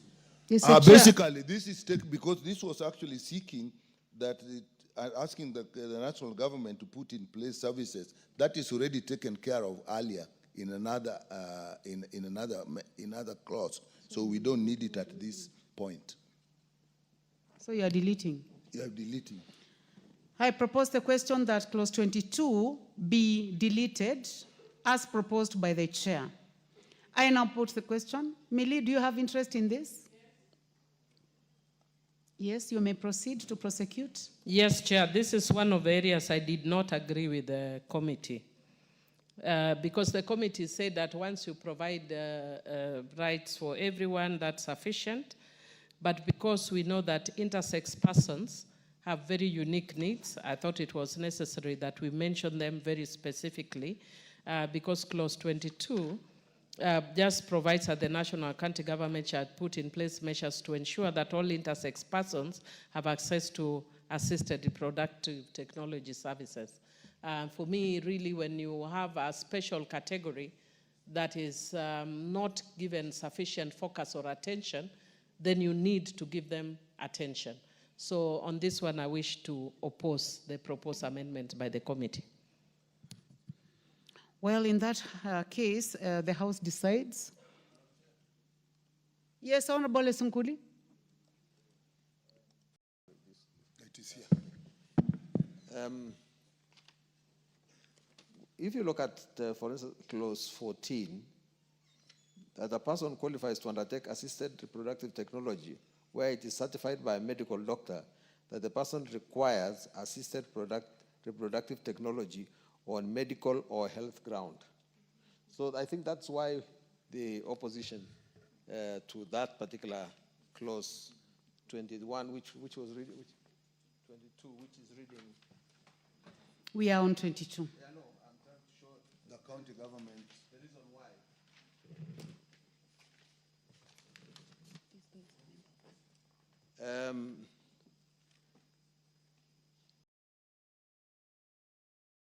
You want to be very specific. Exactly. Maybe I see that to the chairman. So, Chair, can I? The point of contention is the chair is proposing a deletion. Yes. And the Honorable Millie Odhiambo is suggesting that that deletion should not happen, and she has given her own justification. I think it's a matter of asking whether intersex. Chair, can I put more explanation? The intersex also have human rights. Just as earlier, we had the thought that children born of surrogacy are also automatically provided with the human rights. Please explain, and then for the purpose of progress, I'll put the question. The issue is earlier in 14, we have provided that. Please use the next mic. This is working. Which is working, both. Can you hear me? You're not being heard very well. Okay.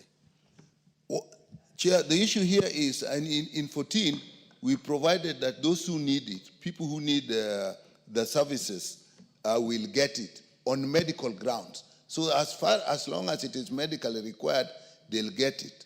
What 22 is seeking to do, 22 seeks to say that we say this specifically for intersex people. And they argue how the committee saw it.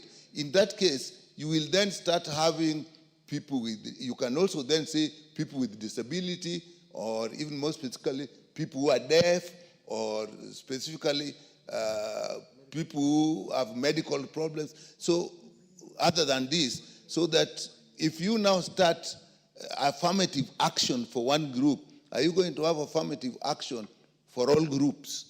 So that is the you say that if 14 suffices, now you can't discriminate against people with intersex because you have said everybody deserves it. So why then are we now repeating that people with intersex should also get it? So long as you have said everybody should get it. That was the point. Yes. Honorable Millie. Thank you, Chair. Chair, what I wanted, the reason I didn't agree with the committee on this is that you cannot compare an intersex person with a deaf person when we are talking about reproductive issues. Because an intersex person is a person who presents with the two organs, male and female. And that therefore means that will necessarily face serious challenges of a reproductive nature, especially if they're looking for assisted reproduction.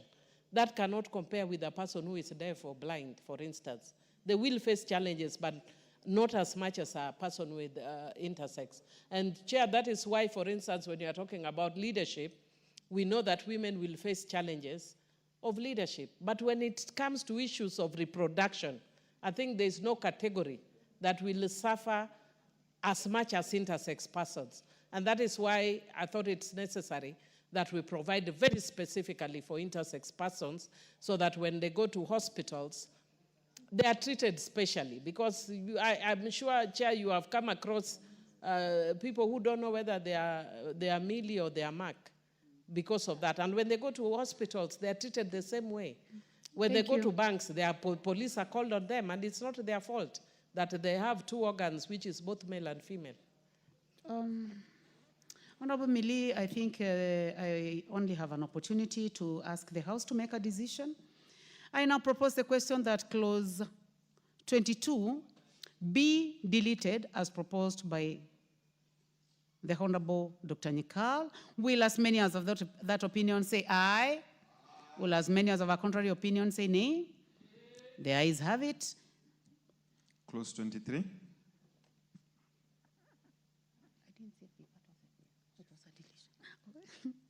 That was a deletion. Yeah. Yes, we may proceed. Clause 23. I propose the question that clause 23 be part of the bill. Chairman. We propose that clause 23 be amended as in the order paper. And the reason for this is to make provision for obtaining prior consent in the event of unforeseeable circumstances, such as death or divorce, so that once the agreement has agreed on the use of the gametes, then we'll need some consent on how these gametes are later on actually used. And that is the essence, so that you don't have gametes that are produced and then either they are abandoned or they are used in ways that the people who produce them did not intend them to be. Honorable members, I propose the question that clause 23 be amended as proposed by the chairman. I only see the Honorable Millie Odhiambo interested in this. Thank you.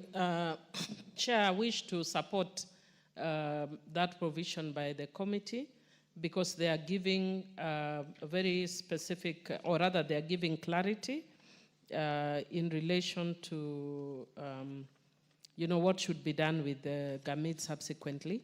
And I want to say, because Madam Speaker, I'm not, this is not really my area. And the committee actually gave very good technical expertise. So this is one of those areas I'm really appreciative of what the committee did. Thank you, honorable members. I put the question that clause 23 be amended as proposed by the Honorable Dr. Nikal. Will as many as of that opinion say aye? Will as many as of a contrary opinion say nay? There is have it. I now put the question that clause 23 as amended be part of the bill. Will as many as of that opinion say aye? Will as many as of a contrary opinion say nay? There is have it. Clause 24. I propose the question that clause 24 be part of the bill and there be no amendment. I now put the question that clause 24 be part of the bill. Will as many as of that opinion say aye? Will as many as of a contrary opinion say nay? There is have it. Clause 25. I propose the question that clause 25 be part of the bill. Chairman. Chair, we propose that clause 25 be amended as in the order paper, which is a deletion, and it has listed conditions. But the basic issue here is all those conditions are placing marriage as the main qualification for having assisted reproductive technology services. And the committee's position is that marriage should not be. So if you want assisted reproductive technology, if you are married or not married, you should get the services. Basically, that is the justification for that deletion. You. I propose the question that clause 25 be amended as proposed by the chairman. I do not see any interest in this, so I put the question that clause 25.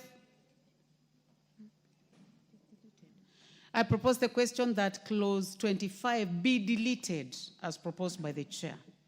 No interest, so I put the question that clause 25 be deleted as proposed by the chair. Will as many as have that opinion say aye? Will as many as have a contrary opinion say nay? There is have it. Clause 26. I propose the question that clause 26 be part of the bill, Chairman.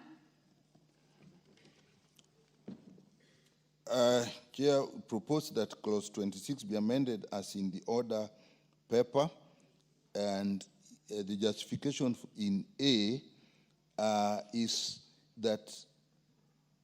indicating how people or children that come from assisted reproductive technology process should be treated as others, and the word that was being used as different from children that arise from sexual intercourse. And we felt that that's rather crude, and we used the word natural conception, which means the same thing, but I think is more civil.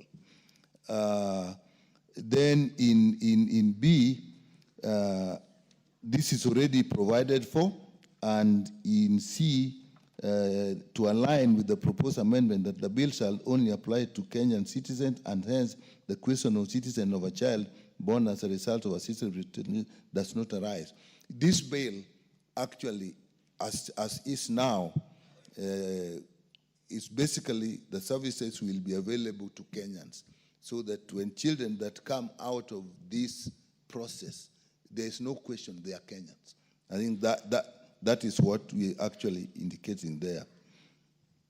Thank you. I propose the question that clause 26 be amended as proposed by the chairman. Honorable Millie. I support, save that I want to remind the chair that we have not yet moved the amendment in relation to this bill being preserved for Kenyans. So I notice it is coming much earlier, so we might actually have to do a recommittal to provide for Kenyans. Otherwise, I support. I propose the question that clause 26 be amended as proposed by the chairman. Will as many as of that opinion say aye? Will as many as of a contrary opinion say nay? There is have it. I now put the question that clause 26 as amended be part of the bill. Will as many as of that opinion say aye? Will as many as of a contrary opinion say nay? There is have it. Clause 28.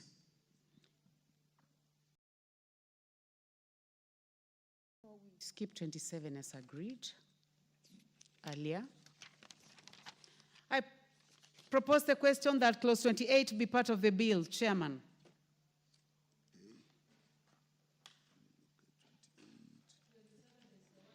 For Kaluma, yes. Yes, 27 is among the clauses which we agreed that will be handled at a later date, as it will be scheduled by the House Business Committee.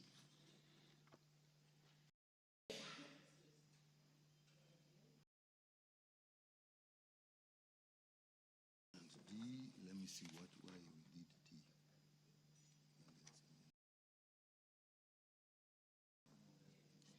D. Yeah, I know.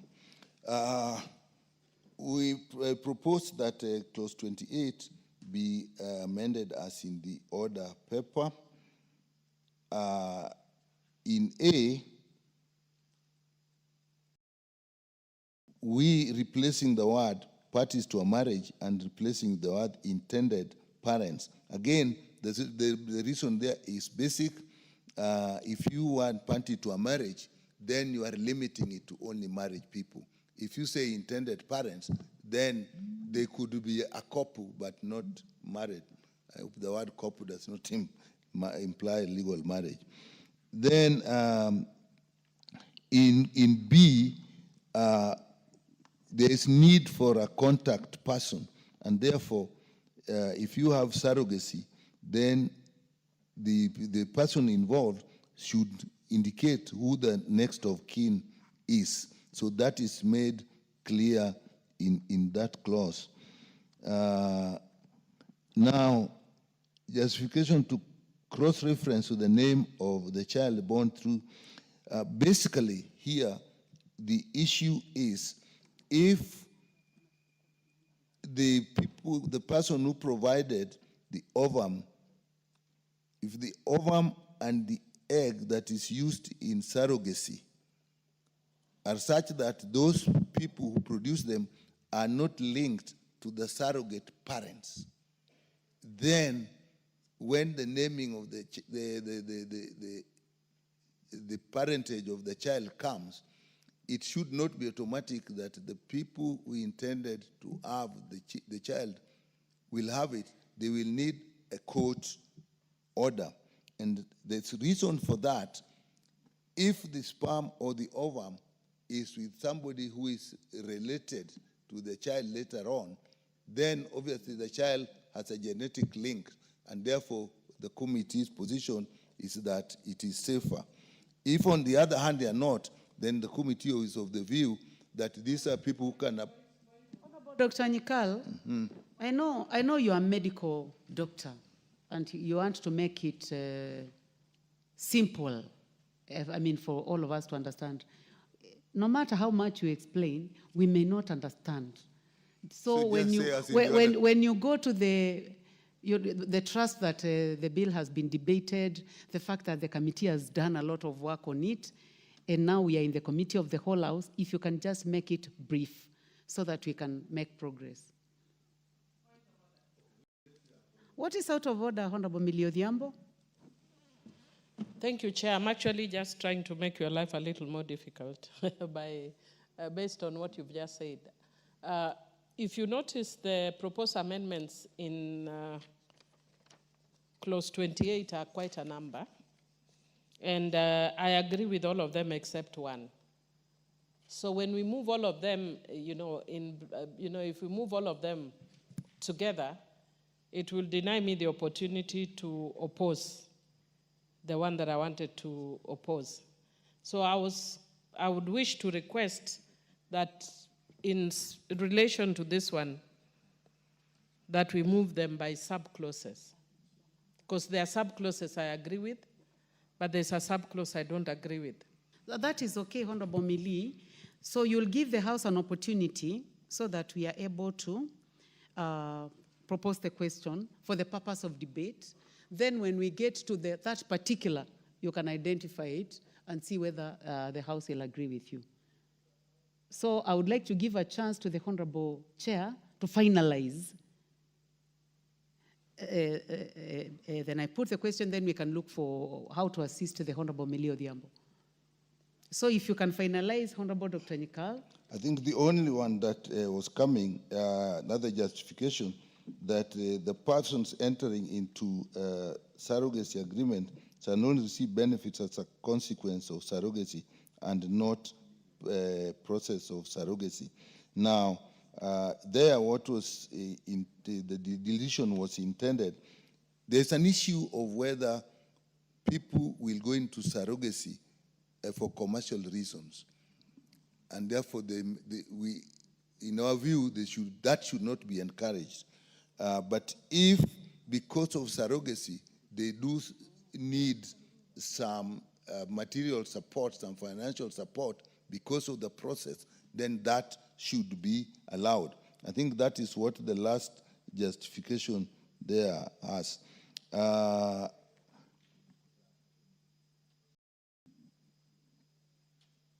I think that is where we ended.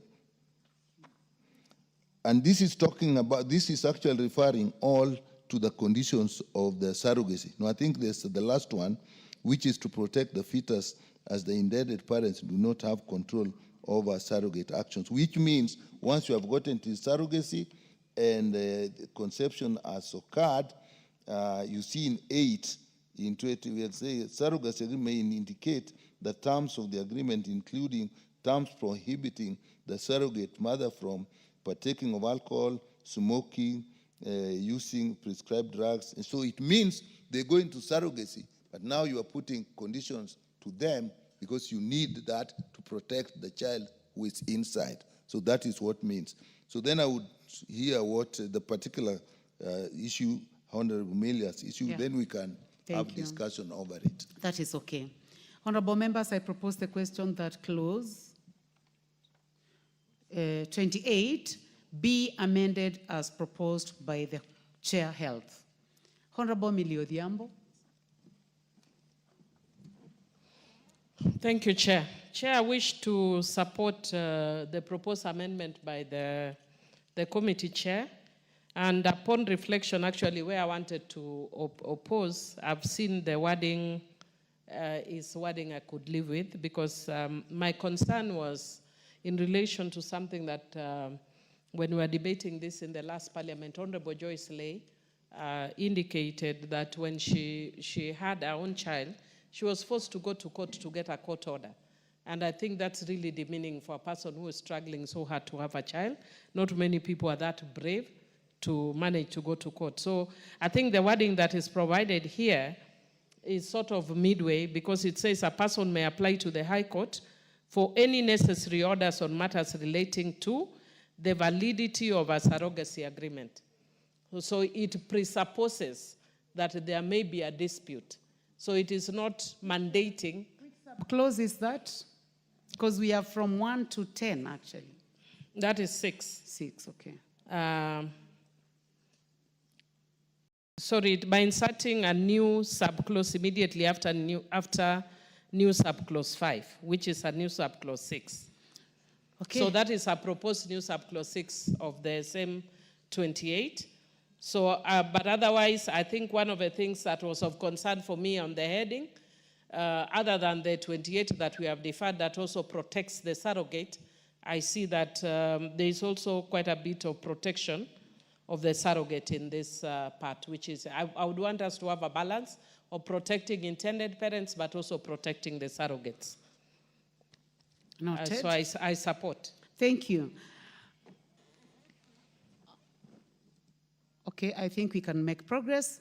Honorable members, I now put the question that clause 28 be amended as proposed by the chairman. Will as many as of that opinion say aye? Will as many as of a contrary opinion say nay? There is have it. I now put the question that clause 28 as amended be part of the bill. Will as many as of that opinion say aye? Will as many as of a contrary opinion say nay? There is have it. Clause 29. I propose the question that clause 29 be part of the bill. Chairman, you have an amendment. Chair, I propose that clause 28 be amended as in the 29. 29. Clause 29 be amended as in the order paper by deleting the words "this act" or any other written law appearing in paragraph B and substituting therefore the Constitution. That is basically making it stronger, so that we go by what is in the Constitution. And removing the word implantation and talking to the word transfer, again, implantation occurs after transfer of fertilized ovum. That's a little more technical. There, the implementation is actually more accurate. You can transfer and there's no implantation. So we need that to be very, very clear. So the word in the last one, by deleting the word commissioning appearing in paragraph and substituting for the word intended, commissioning gives the impression that this is a commercial process. So that is why we are using the word intended parent. That is the justification for that. Thank you. I propose the question that clause 29 be amended as proposed by the Honorable Dr. Nyikal. Millie, is it on this one? Okay, you may proceed. Thank you, Chair. Chair, I just wish to say that I support. Honorable Nyikal sometimes is technical, I think, because of brevity. So he's not explaining that the reason that he's actually saying the Constitution is because of the issue of termination of pregnancy.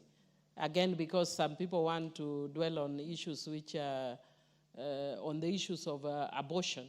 And we are saying that we are only following what is in the Constitution, so that if there is any termination of pregnancy, it is as per the Constitution. We are not providing anything new. Yeah. Thank you. Honorable members, I propose the question that clause 29 be amended as proposed by the chairman. Will as many as of that opinion say aye? Will as many as of a contrary opinion say nay? There is have it. I now put the question that clause 29 as amended be part of the bill. Will as many as of that opinion say aye? Will as many as of a contrary opinion say nay? There is have it. Clause 31. I propose the question that clause 31 be part of the bill. There be no amendment. I put the question that clause 31. That is one of the clauses that we agreed that they'll be handled at a later time because there were amendments by the Honorable Kaluma. And for members who have come in after that decision was made, that is the reason for skipping 30. Is that okay? I can hear the voice of the member for Baringo. I'm sorry, when I'm seated here, I'm not able to see when you lift your hand. Thank you, Madam Chair. So the best is to press the intervention button. Sure. But you may proceed. Okay, thank you, Madam Chair. I have a concern with Honorable Irene here, and I probably want to take you back a bit to number 29. I don't know whether that is possible. It's not possible, but I'll just raise it. Number 7. The rules of the House now. Yes, I know. They do not allow you to go to 29. Member for Baringo. Yes, I know. But and even if you do it, it will not make a difference. But I can allow you to raise it. To raise it. Yes. It is number 7, Madam Chair, that the parties to a marriage shall not give any monetary or other benefits to the surrogate mother. other than the expenses reasonably incurred in the process of the surrogacy. Whether that one is supposed to be debatable, because what then should be the reason why someone should surrogate? Need money.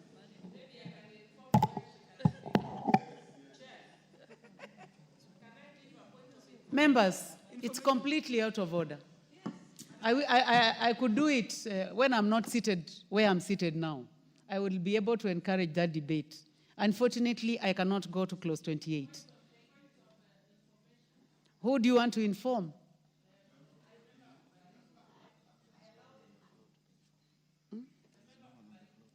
There is nobody on the floor to inform. Honorable Mili. Well, for the purpose of progress, members, let's just make progress. Before we continue, honorable members, we have students seated in the public gallery this morning. Students from Mary Happy School from Kamukunji constituency, Nairobi County. I want to identify a member from Nairobi County to welcome the students. Yes, you may proceed. Member for Kibra. Yes, thank you, Madam Speaker.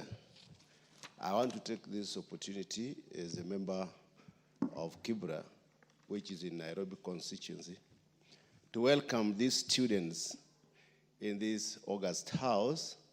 I want them to feel, let the presence of the members of this house give them an inspiration of their future endeavors. Now feel welcome on behalf of all the MPs in this house. These children today, they are getting the bill that is being debated today in committee of the whole house, so that they know the procedures. Some of them will be members of parliament in the future. So thank you, and I want to welcome them again. Thank you very much from Nairobi County. Clause 31. I propose the question that clause 31 be part of the bill. There be no amendment. I now put the question that clause 31 be part of the bill. Will as many as have that opinion say aye? Aye. Will as many as have a contrary opinion say nay? There is have it. Clause 32. I propose the question that clause 32 be part of the bill. Chairman. I propose that clause 32 be amended as in the order paper, and A by deleting subclause 1, and that the explanation for that, if you allow for people to determine the sex of a child before the sex of a fetus, the implication sometimes would be that people want to choose which fetus to allow to grow and which fetus allow not to grow. I know there is, at the end of it, the issue of sex-linked diseases. But again, once you provide that people can make diagnosis with the provision to terminate or allow people to grow. Honorable Nyikal, they have understood. Okay. Then again, the next one in B is to prohibit the sale or transfer of embryos. Okay, fine. So, honorable members, I propose the question that clause 32 be amended as proposed by the Honorable Dr. Nyikal. Yes. Member for Bahati, Honorable Irene Morembo. Thank you. Thank you, Speaker. This topic is close to my heart. Chair, it is close to my heart. And I think if we honestly decide to say that you cannot choose, I would go for this because I know what I want. If I want a boy, maybe I had boys, but I want a girl. I would not go for that if I know, if I had a choice, I would not have gone for that. But I think it should be open, because many couples would be going for it because of choices. I would want to choose whether it is a boy, I would want to choose if it's a girl. I think we should not limit people to what they want. Remember, I'm spending money to do this. And I'm doing this out of choice. I'll also choose whether they should have blue eyes or they should have black eyes, or they should be brown or not brown. Remember, that's my choice. I don't think we should limit it. Okay. Member for Bahati. Yes, the Honorable Sunkuli, member for Kilgoris, and member of Health Committee. Yeah. Madam Chair, the problem with that is being raised by our honorable colleague from Bahati is a huge moral issue, a huge ethical issue that cannot be finalized in this committee, because one of the biggest problems some of us have, if you have to choose the child's color or choose the sex, that means you are encouraging termination of that pregnancy. You are going into a world which is full of ethical issues. I think this is about life. This is not about just a simple thing. I think anyway, but most important thing is that we have gone through this debate, and even through the winnowing, and we have raised these issues. I think it is only fair for the House to look at it and say, let's not get into that deep water of ethical issues. You want to kill the one that you don't like so that you can survive? Honorable Jamatia. Thank you so much, Chair. I also want to add to what Honorable Irene and what Honorable Sunguli is saying. I think we are allowing science to play. And when we allow science, we are not looking at it from the negative. And I like what the chair of the committee said, that we would not encourage the abortion. We would strictly abide to the Constitution, that I don't think you want to kill because of the sex, because you can still predetermine the sex before the fetus grows. That is science. Yes. Honorable Millie Odhiambo, Chair, you'll be the last to make a comment, then I'll put it. Thank you, Chair. Chair, I know this that. is one of those difficult issues. I understand, Honorable Irene, in the one hand that culturally sometimes there are people who are divorced because they don't have sons or daughters. So there are people who may want to, mainly sons, but there are people who may want to go into assisted reproduction so that they save their marriage by getting a son. However, again, I want to also agree with Honorable Sukuli that there are many serious ethical issues when we think, and I think the example that Honorable Irene gave puts us in that murky water. When you talk about whether it's black or white or green or yellow, then we are talking about designer babies. I think from our perspective in Kenya, we are less concerned about designer babies, but much more about the social issues. But having said that, Chair, even though I agree with the deletion by the chair, it's not for the reasons that he gives. It's because of 31. 31 already speaks to 32.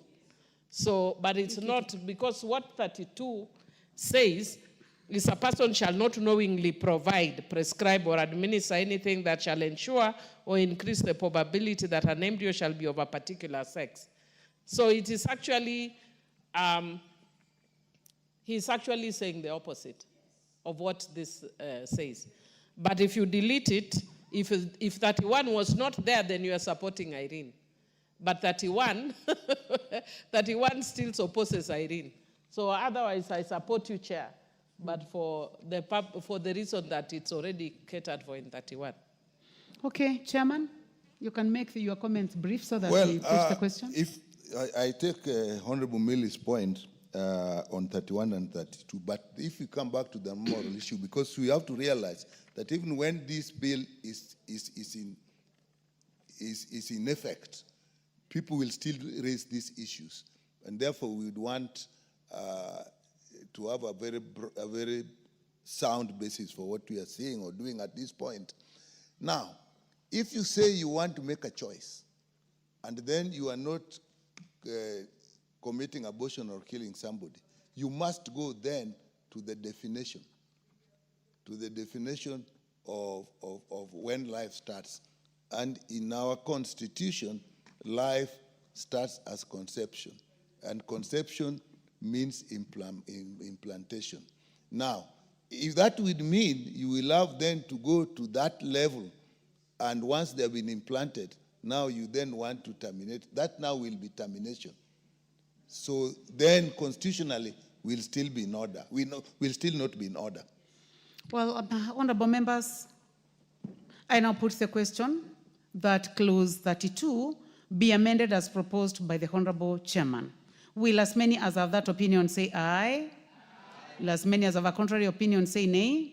The ayes have it. I now put the question that clause 32 as amended be part of the bill. Will as many as have that opinion say aye? Will as many as have a contrary opinion say nay? The ayes have it. Clause 33. I propose the question that clause 33 be part of the bill. Chair, you have an amendment.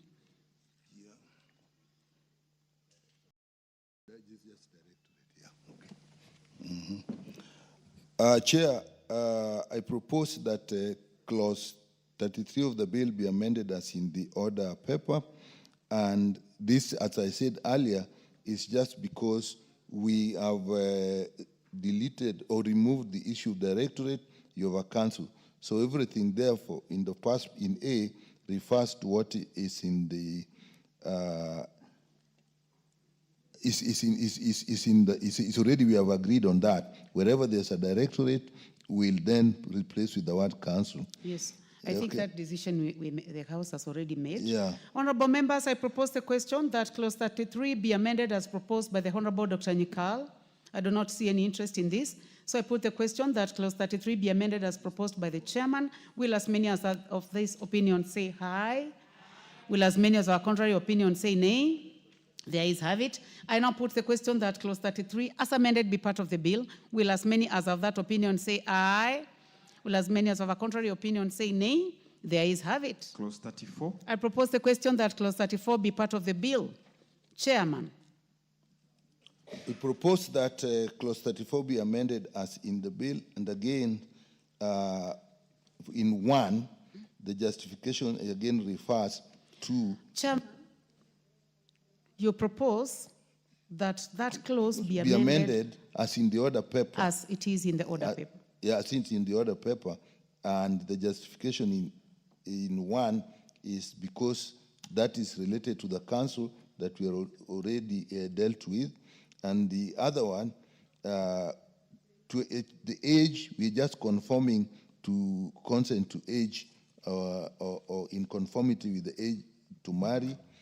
And in clause in B and C, for alignment with the proposed amendment, that again that links with the issue of the council and the directorate. Thank you. I propose the question that clause 34 be amended as proposed by the chairman. I put the question.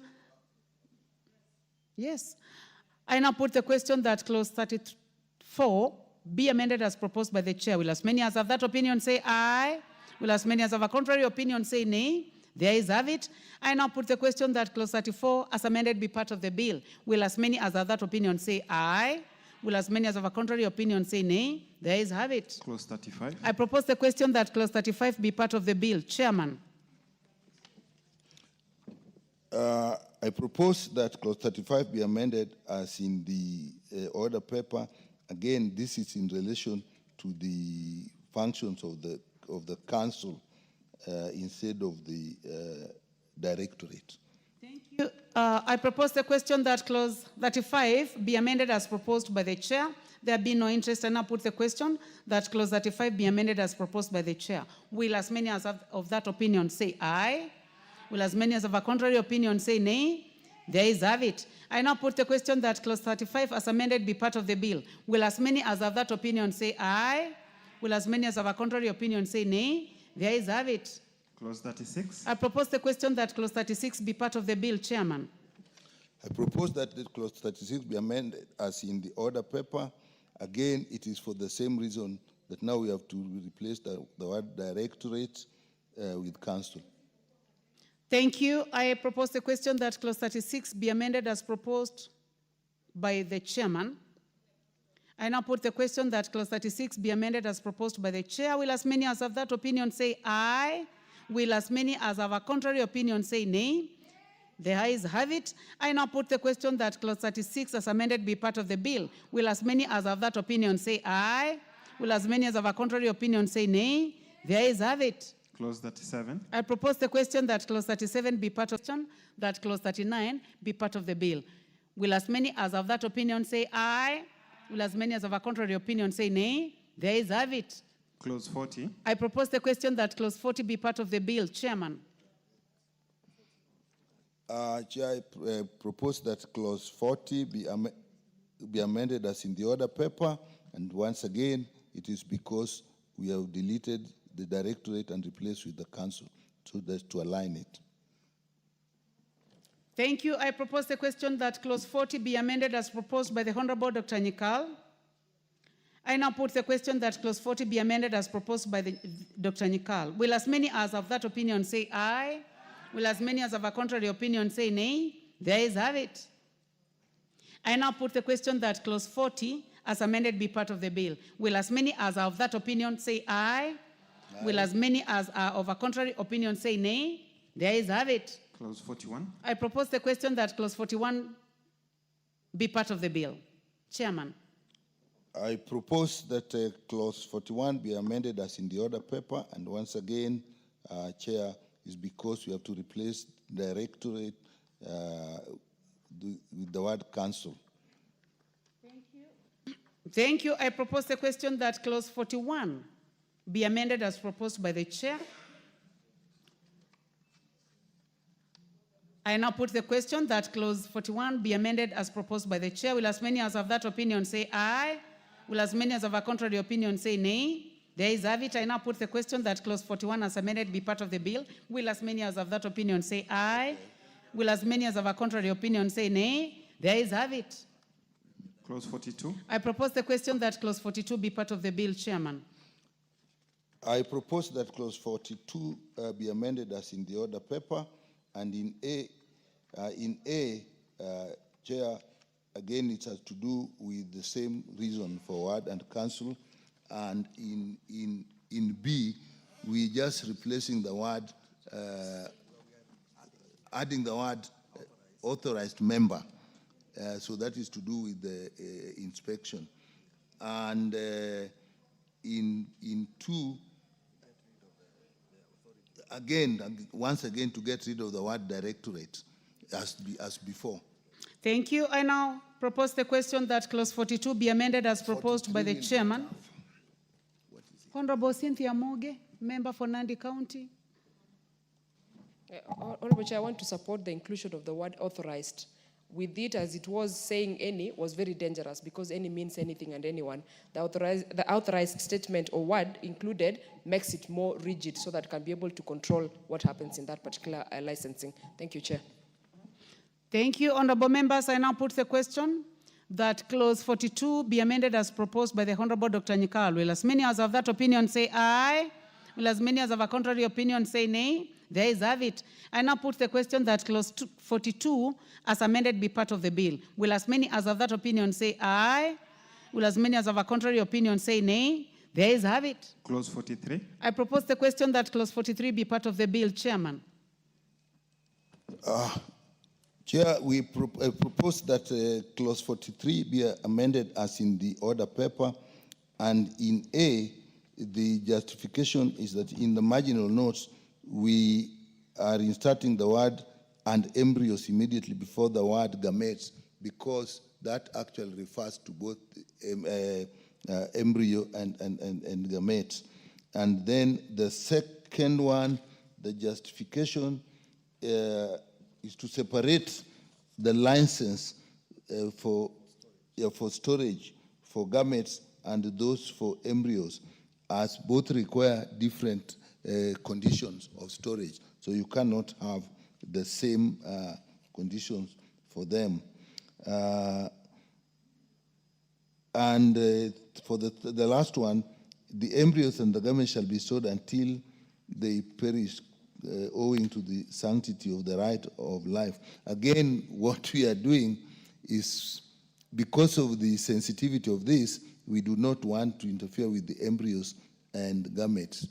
I think that probably is just for now, looking at the future.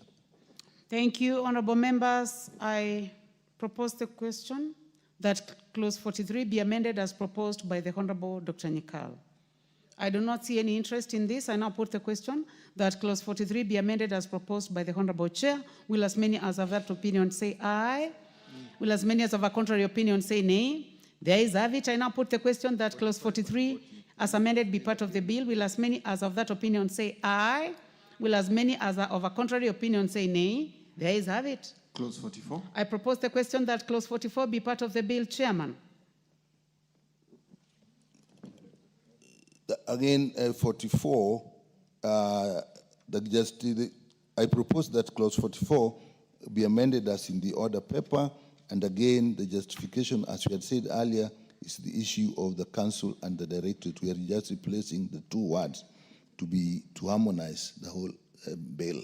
Thank you, Chair. I propose the question that clause 44 be amended as proposed by the Honorable Dr. Nyikal. I now put the question that clause 44 be amended as proposed by the Chairman. Will as many as of that opinion say aye?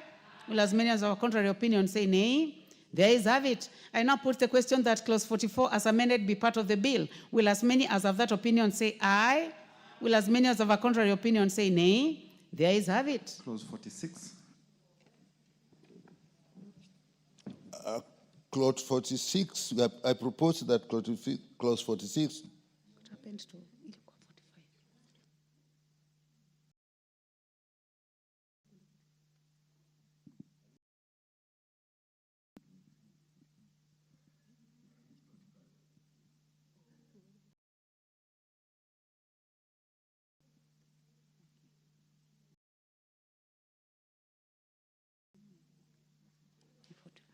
Clause 45.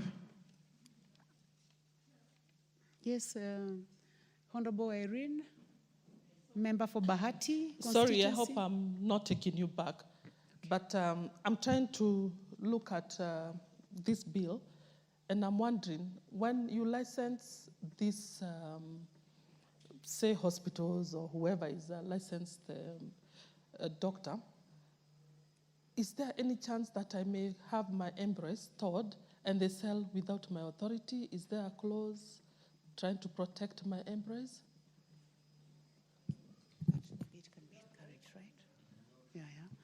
Well, Dr. Nyikal, I would like to give you a chance to respond to that question.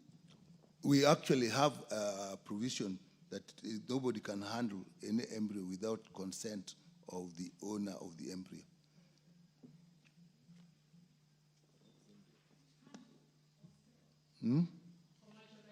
Commercialization. We have had actually very many, if you have looked back, we had very many clauses on commercialization of the process, quite a number. We have several clauses, Honorable Irene, that are securing. So I think a situation like that cannot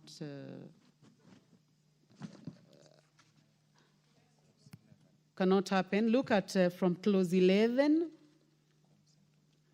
use of embryo, consent of parties, posthumous use without consent, circumstances for undertaking assisted. You just need to go to the bill and you'll see that the committee did a very good job. Is properly taken care of in a number of clauses, actually 4 clauses, and it keeps referring to it. So Honorable Njoki, the Honorable Millie did a good job, and the committee did a good job, and the members who have been able to contribute to this bill have done a very good job to safeguard the privacy and safeguard even legally the embryos that you're going to store for whatever reason. So you are properly covered and you're properly legally covered as well. Let's make progress, members. Thank you. Clause 45. I propose the question that clause 45 be part of the bill. Honorable Dr. Nyikal. Chair, I would like to propose that clause 45 be amended as in the order paper. And again, this has to do with the functions of the directorate, which now we want to be in the council. So it's just, again, alignment. Thank you. I propose the question that clause 45 be amended as proposed by the Honorable Dr. Nyikal. I now put the question that clause 45 be amended as proposed by the chair. Will as many as have that opinion say aye? Will as many as have a contrary opinion say nay? The ayes have it. I now put the question that clause 45 as amended be part of the bill. Will as many as have that opinion say aye? Will as many as have a contrary opinion say nay? The ayes have it. Clause 46. I propose the question that clause 46 be part of the bill, Chairman. Propose that clause 46 be amended as in the order paper, and in A, again, the issue is because of the council, so we're just aligning in the council. In B, the provision that you delete paragraph D is because paragraph D was actually a morphine saying if the circumstances change, you can't introduce something in law that are not certain. And in the other, to empower the council to revoke licenses for persons who have committed serious offenses and are of questionable character. Again, it's protective. Thank you, Chair. Thank you. Thank you. I propose the question that clause 46 be amended as proposed by the Honorable Dr. Nyikal. I don't see any interest. Eric Mushangi, member for Runyenjes. Honorable Cynthia Moge, member for Nandi County. So we proceed. I now put the question that clause 46 be amended as proposed by the chair. Will as many as have that opinion say aye? Will as many as have a contrary opinion say nay? The ayes have it. I now put the question that clause 46 as amended be part of the bill. Will as many as have that opinion say aye? Will as many as have a contrary opinion say nay? The ayes have it.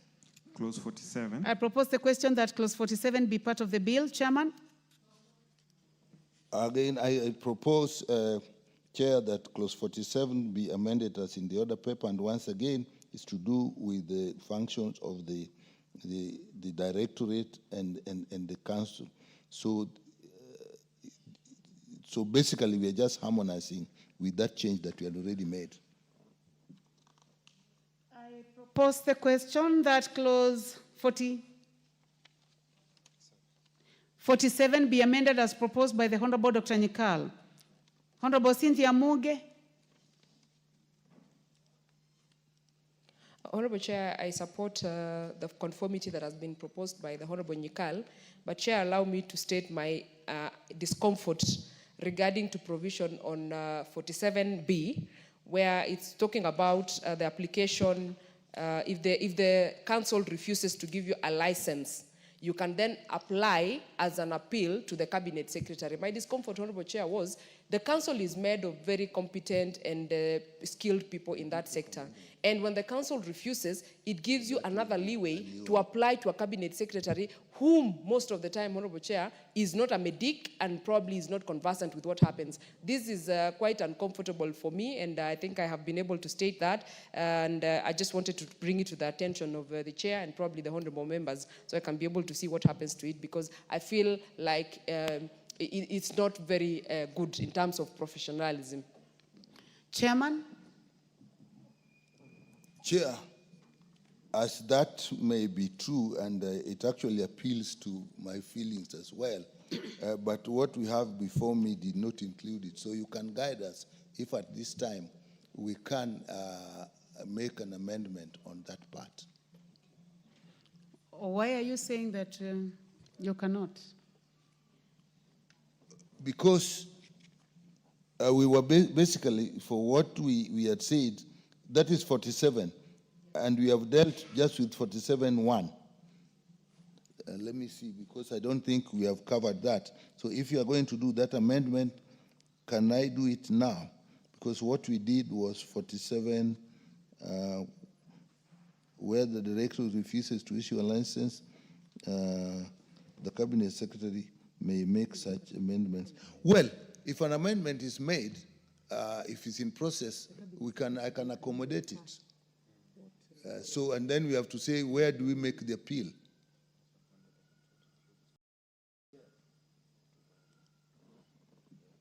Directorate, it has refused to issue a license, and it has also refused to vary. What the Member of Parliament for Nandi is uncomfortable with is that you can go to the cabinet secretary and disregard. So that is the one we wanted you to make a comment on. Then we can put it, we can put the question. Before the chair thinks, let's hear from the member for Kibra. Thank you, Chair. I think before the chair comments, as much as the health is also a devolved function, but we have a national umbrella, we must always have a pathway in all our systems where we can never have a gap. We must always have a bridge that if you cannot get opportunity, then you have a place to appeal. But we can never say that a CS, if a CS is not a medic, he cannot make decisions, because we have personnel within the ministry, we have personnel within the medical circles, those who advise the CS. I think this is just a provision so that people are never stopped at the county level. We give this a leeway so that people have opportunity to pursue their courses, especially when they are denied these certificates at local level. I think this is just a pathway to give people room for appeal, but it does not limit and it does not necessarily bar these people from pursuing. Otherwise, I think we must make a pathway for those who do not get justice at certain levels. Thank you. So for the comfort of the member for Nandi, you have the directorate. When they make a decision you are not comfortable with it, you can go to the cabinet secretary. And clearly the cabinet secretary is advised as advisors, but then you can also go to court. I think we'll get there. But I would like to go to the chairman.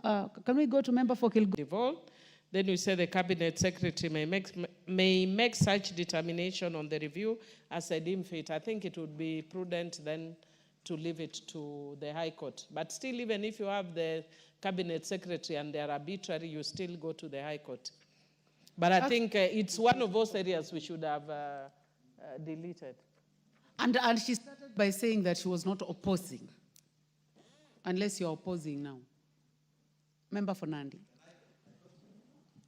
No, I'll go to Kilgoris first. Yeah, it's good to be consistent. Not only that, but yeah, especially when it comes to presidents, because the chief whip takes precedence. I also take precedence. Okay, yeah, true. Oh, no, over her. Or you are the overall boss. But Madam Chair, I wanted to say, having come from the committee, that we could retain this the way it is. Because first of all, it is a human rights issue that you have applied for a license. The council has rejected it. Then you go to the cabinet secretary. If the cabinet secretary makes a decision, either way, the section 40, clause 48 says that where the cabinet secretary, upon the application for review under section 47, this act determines to refuse and so on, then there is the avenue of the High Court.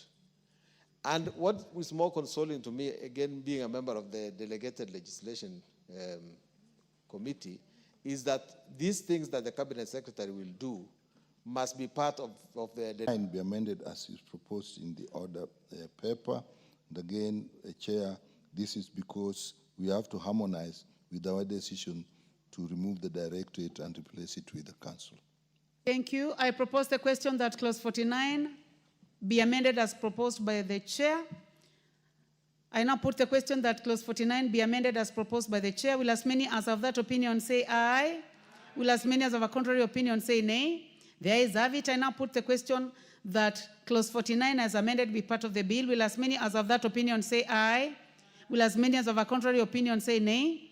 The ayes have it. Clause 50. I propose the question that clause 50 be part of the bill. Chairman. I propose that clause 50 be amended as in the order paper by deleting the words knowingly or recklessly appearing in that and inserting in the new following immediately is liable to conviction, to fine. This basically is providing a penalty for the offenses committed under 50. I propose the question that clause 50 be amended as proposed by the Honorable Chair. Honorable Cynthia. I support the amendment, Honorable Chair, because anything that is done can easily be termed as unknowingly and lack of recklessness. So removing it so that if you commit the offense, we don't care what you're doing. You just committed the offense and therefore you should be punished. This is a very delicate matter. Thank you. I propose the question that clause 50 be amended as proposed by the chair. Will as many as have that opinion say aye? Will as many as have a contrary opinion say nay? There is have it. I now put the question that clause 50 as amended be part of the bill. Will as many as have that opinion say aye? Will as many as have a contrary opinion say nay? There is have it. Clause 51. I propose the question that clause 51 be part of the bill. I now put the question that clause 51 be part of the bill. Will as many as have that opinion say aye? Will as many as have a contrary opinion say nay? There is have it.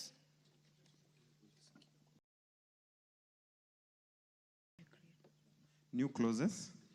New clause 19A, 19B, and 19C. Honorable members, clause 52 is one of the clauses that the Honorable Kaluma had interest in, where he had proposed amendments and we agreed on how to proceed with them.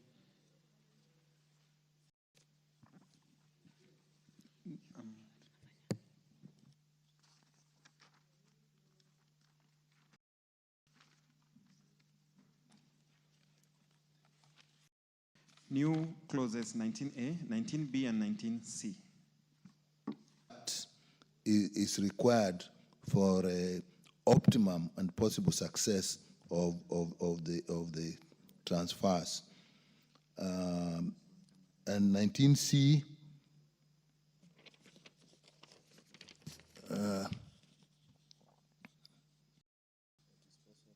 again, this is for the disposal of gametes, which can be through donation and conduct of research. And I want to say this is extremely, extremely important, because when you have the gametes that have been actually harvested and we don't put into place how they are disposed of and how long they take to be disposed of, then again there can be issue of misuse, particularly under research. Research is actually more worrying than all the others. So I therefore beg to move.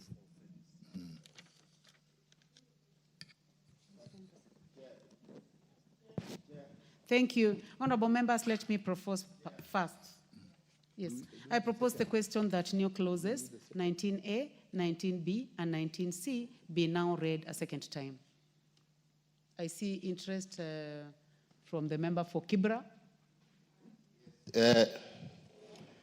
Chair, when we were growing up, if you ask us, most of our mothers gave birth to even 15 children, 20 children. But this bill says that you cannot donate embryos more than 10 times. I don't know what the committee looks at, because some of the ladies I see here are very fertile, including the chair, the way you are looking. And you can give them more than 10 times. And I think it should be limitless, because some even give birth after every 1 year. I have also seen that they are giving the age, especially on the men who donate sperms, that they take age limit. But you know, even wine, as you have wine, the number of years the wine stays, then it matures and it gets better. Some men like Dr. Nick. Order. Are you relating sperms to wine? That the longer the sperms stay, the better?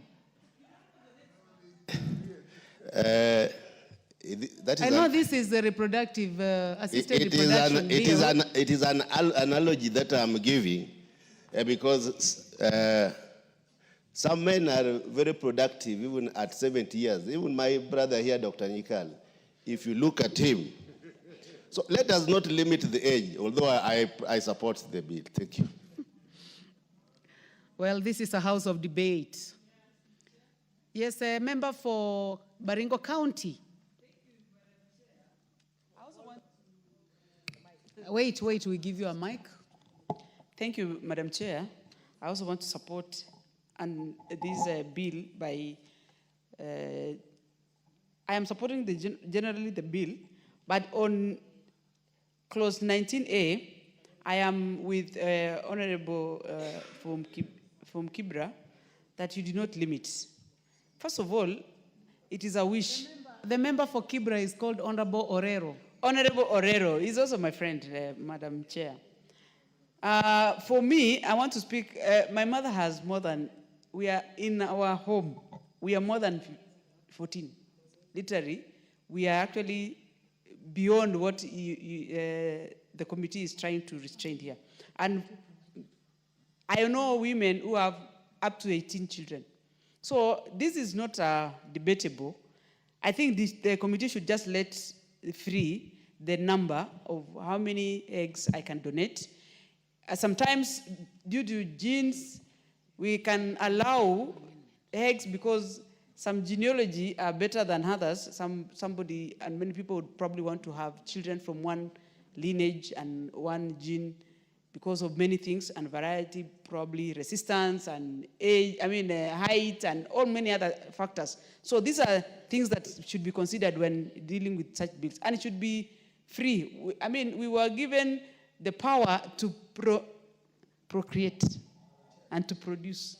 Thank you, Chair. Yes, thank you. Member for the Honorable Millie Odhiambo, member for Suba. Thank you, Chair. Chair, I wish to support the committee, especially on 19A. We limit the number of times a person can donate their gametes or embryos to 10 times. And the reason is that if you have more children that are born through donation, there is a likelihood of people marrying their relatives. Secondly, a person, when we are talking about surrogate, and I want to thank the honorable member for raising the issue about the fact that the mother has 14 children, but that is her children. A surrogate, this is not her children. She will still need to have her own children. So if you let a woman carry 10 children for somebody else, we are compromising their own right or their own possibility of having their own children. And because of poverty, there are people who may think. Honorable member for Kericho, Honorable Beatrice Kemei. Chair, I would like you to take note of what the Honorable Millie said so that we'll come to you. Proceed, member for Kericho. Okay, thank you, Honorable Chair. Thank you, Honorable Chair. And maybe from what Honorable Millie has said, supporting the committee's proposal on 10 times